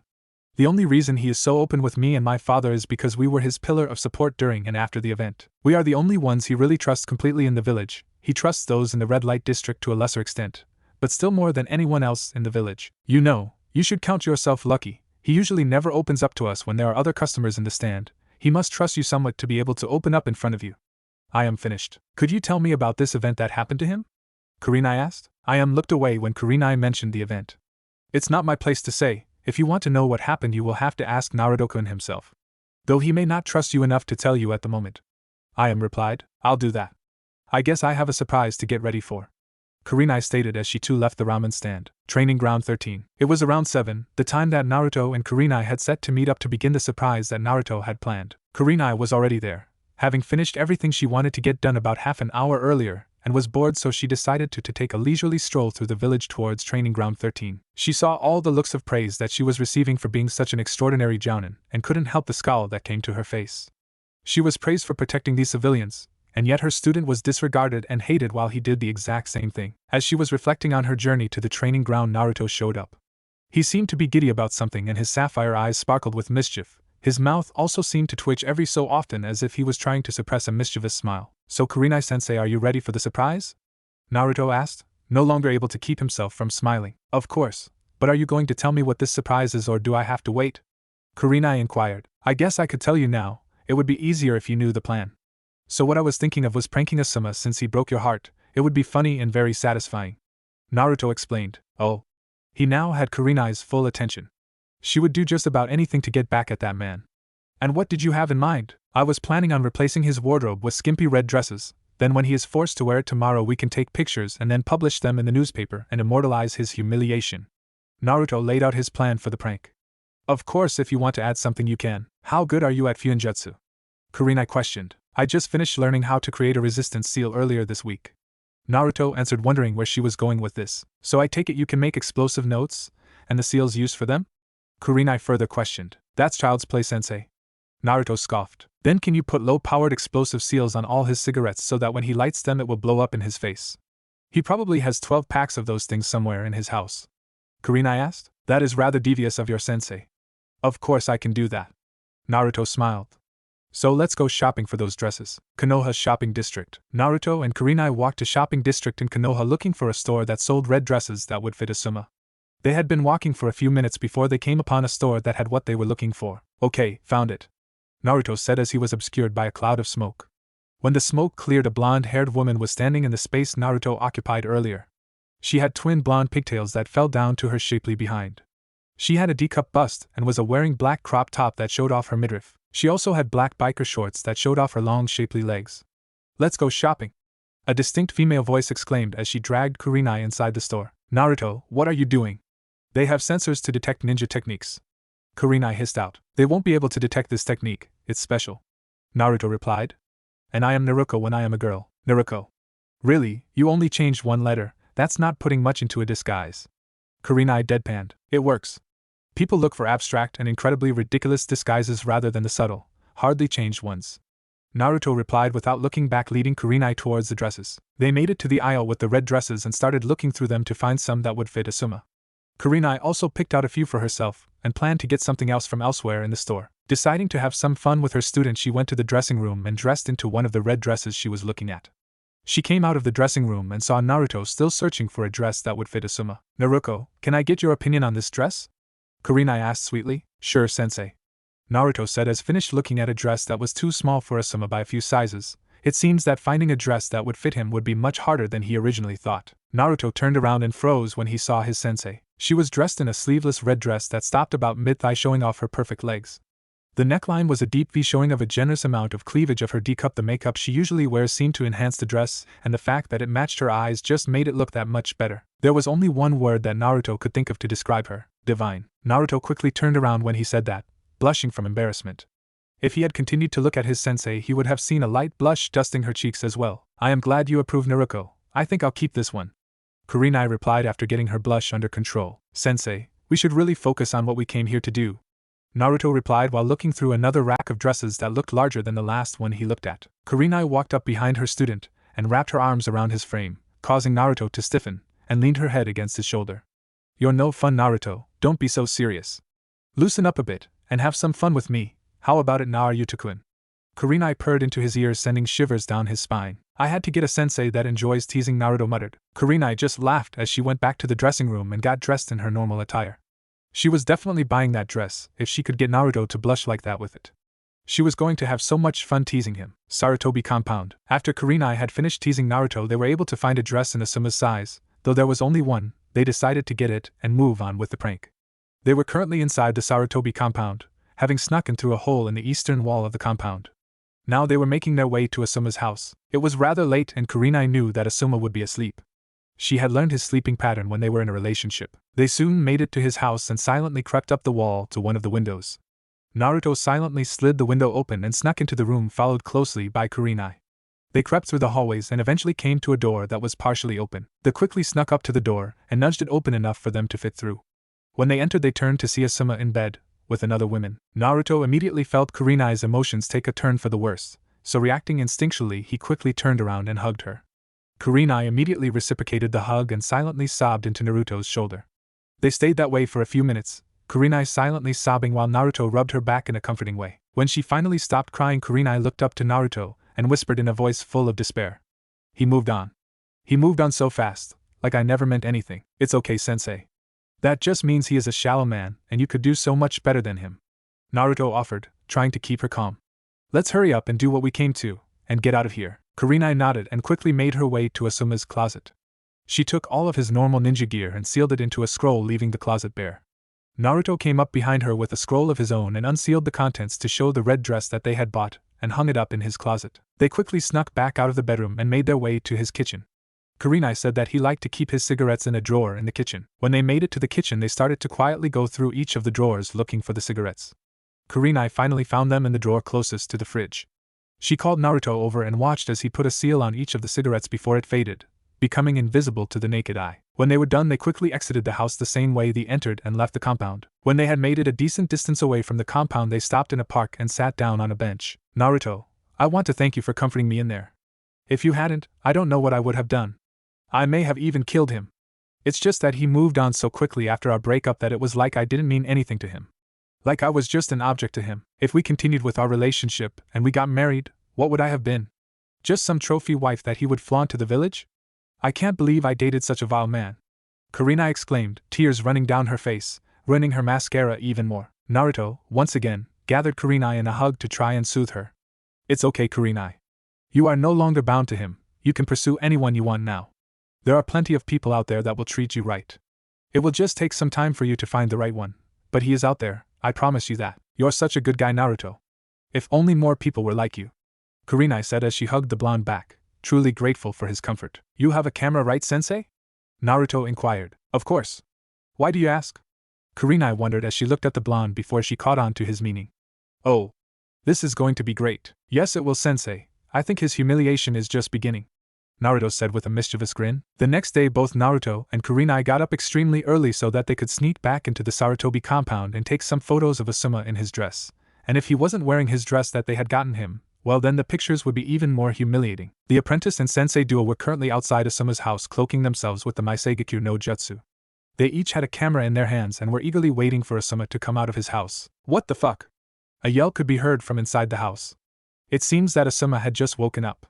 There were some sounds of stuff getting knocked around and over, and possibly Asuma falling while searching desperately for his normal ninja clothes. While that was going on, the girl that was sleeping with Asuma made her way out of the house grumbling about assholes with small dicks. That got a chuckle out of the two outside of his house. After a few more minutes, the front door creaked open and Asuma poked his head out to check if anyone was outside. Seeing that the coast was clear, Asuma made his way out of his house with his usual clothes on. Well, that won't do. Naruto mumbled before sending his chakra out to disrupt the henge that Asuma had placed over himself. There was a poof of smoke, and when the smoke cleared, anyone could see Asuma dressed in a bright red dress that reached to about mid-thigh. Kurenai and Naruto immediately started taking as many pictures as they could before Asuma could get back into his house and hide. Though he would have to come back out at some point, he had a team to teach. Kurenai and Naruto continued to wait outside his house, waiting for him to make his way back out. They knew he was still in there because they could still sense his chakra signature in there. They continued to wait until they saw a bird fly away from one of his windows. It seems that he was asking for help with his dilemma. Not today, Asuma team. Kurenai whispered as she formed a hand seal and put the bird under a genjutsu that would gradually cause it to fall asleep and the message would not get delivered. The duo continued to wait outside for when Asuma would have to come back out with his dress on. They felt him start to make his way to the back of his house, no doubt trying to sneak out without anyone seeing him. Kurenai and Naruto quickly made their way around the house and spotted Asuma climbing out of a window, this time without a henge. They both started snapping as many pictures as they could, and Asuma was none the wiser since there was no flash, nor did they make much noise. Asuma carefully, and slowly, snuck around the compound, staying in the shadows, and eventually jumped over the wall protecting the compound into the small forested area adjacent to the compound. The pranksters continued to silently follow Asuma while taking pictures. When they were done, they would have well over 100 pictures that they could use to humiliate him with. After they had followed Asuma for a few more minutes, getting as much material as they needed, Kurenai and Naruto stopped stalking him and made their way to Training Ground 13. Training Ground 13. Ha ha ha ha! Kurenai couldn't contain her laughter anymore, and when they landed in the clearing of their designated training ground, broke into a fit of laughter. Naruto himself was snickering when he entered the field. That was great, Naruto. Thank you for doing that for me. It was no problem, sensei. Asuma should have thought about his action before he hurt you. Naruto replied with a small smile on his face. It was going to be worth everything once he started publishing the photos in the newspaper, and the whole village would see Asuma wearing a skimpy red dress. I guess we should head out and get our missions for the day, then we can get going on our training. Yeah, let's go. Kurenai agreed as they both started to walk towards the Hokage Tower to get their missions for the day, and so Naruto could get his daily stipend for ending the Tora missions. Mission room. Kurenai and Naruto walked into the room and saw Iruka sitting behind the table handing out missions. Naruto walked up to the table and started to look through the available D ranks. He noticed that both cleaning the Inuzuka kennels and walking their dogs was available, and immediately took those too. He then saw that a certain citizen that lived in the red light district was looking for someone to do their grocery shopping, so he took that one as well. After he had picked out his missions, he turned around and left to go complete his missions. He would have his clones clean the kennels while he walked the dogs, then later he would go grocery shopping for Riri. Inuzuka compound. When Naruto reached the gates to the Inuzuka compound, he ran into a certain brown-haired Inuzuka. Hello Hana, how are you today? Naruto asked as he saw Hana leaving her house. Oh, hello there Naruto. I am doing good, was just going to work at the vet's office. I take it you are the one that took the missions to clean the kennels and walk our pups? Hana asked, though she already knew the answer. Why else would he be here? Her mom had also told her about how he seemed to get along with the pups extremely well. Yeah, figured that since the dogs like me so much that I should save the other teams the hassle of having to do it. Naruto replied, making his way over to the kennels. He saw all the dogs waiting patiently for him to let them out. Well, aren't you guys well behaved today? Naruto opened the doors to the kennels and, when all the dogs had left and waited for Naruto to take them on their walk, made a small group of shadow clones to clean the kennels while he was walking the dogs. Naruto turned to the dogs as his clones got to work cleaning the kennels. He motioned for them to follow him as he started to walk out of the compound. Let's go guys, I bet you all are excited to stretch your legs. The dogs all yipped in agreement as they raced after the blonde and started to rub against his legs, showing their affection towards the blonde. That kid is amazing. To be able to get all the pups to like him in less than a day is nothing short of amazing. Some of those pups don't even like me, and I have been with them since they were born. Hana sighed. She then turned to Kurenai and looked her in the eye. Kurenai, are you alright? I heard about what happened between you and Asuma. I can go give him a thrashing if you want me to. Hana proposed, flexing her hands at the mention of thrashing the piece of trash who dared hurt one of her pack. Oh, it's fine, Hana. Naruto came up with a way to pay him back. Well, we already got him back. You'll see what I'm talking about in a few days. Maybe even tomorrow. Kurenai answered with a mischievous smirk on her face. Oh? You got Naruto to get him back for you? I think that's abusing your position as Sensei, Kurenai. Hana teased with a smirk on her face. He was the one who brought up the idea. He didn't like the thought of someone playing with my heart, and brought it upon himself to get payback for me. He brought me along for the ride so that I could enjoy it as well. Kurenai stated, looking at the retreating form of her student. Really? Wow, such a nice boy. When he gets older he is going to be quite the catch. Not only is he an overall nice guy, but he seems very loyal, and with proper exercise he will have a killer body. Hana fantasized with a glazed look. Stop drooling over my student Hana. Geez, sometimes I think you are driven by your instincts more than you let on. Kurenai sighed while pinching the bridge of your nose. Hey, I am just looking for a future mate. I haven't been able to find anyone that I feel is worthy to be my mate, but when I fought him, he was just so it was so great. Not only is he strong, but he has those feral qualities about him, and he even kept himself from injuring the Hymera triplets too bad. He could have easily caused grievous wounds to them, but only knocked them out of the fight. I have never met anyone who would actually care about someone else's feelings while in a fight with them, especially since I was very much trying to put him in the hospital, Hannah stated, getting a bit sheepish at the end when she remembered her emotional rampage. She went on to try and gut the blonde. It also helps that he has more stamina than all the ninja in the village. Just imagine what he could do with that. Kurenai turned away from Hannah with a small pink hue on her cheeks. That's enough, Hannah. I'm going to go follow my student and make sure he doesn't get into any trouble. Kurenai started to walk off in the direction that Naruto left. Put in a good word for me. Unless you plan on taking him for yourself.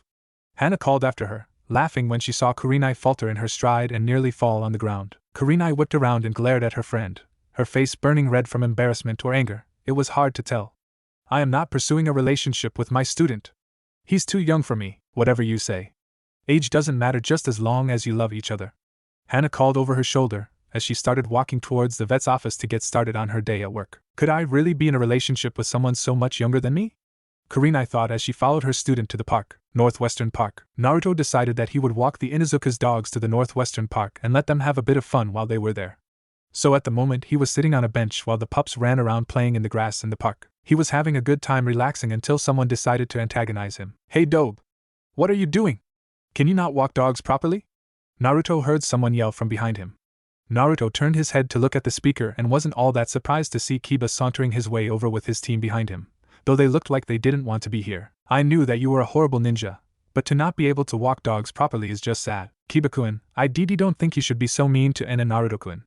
Hinata stuttered while Shino just stayed silent. Don't worry Hinata-chan, the Dobe isn't going to do anything. Kiba replied cockily. Naruto just turned his head away from Kiba and tried to continue relaxing.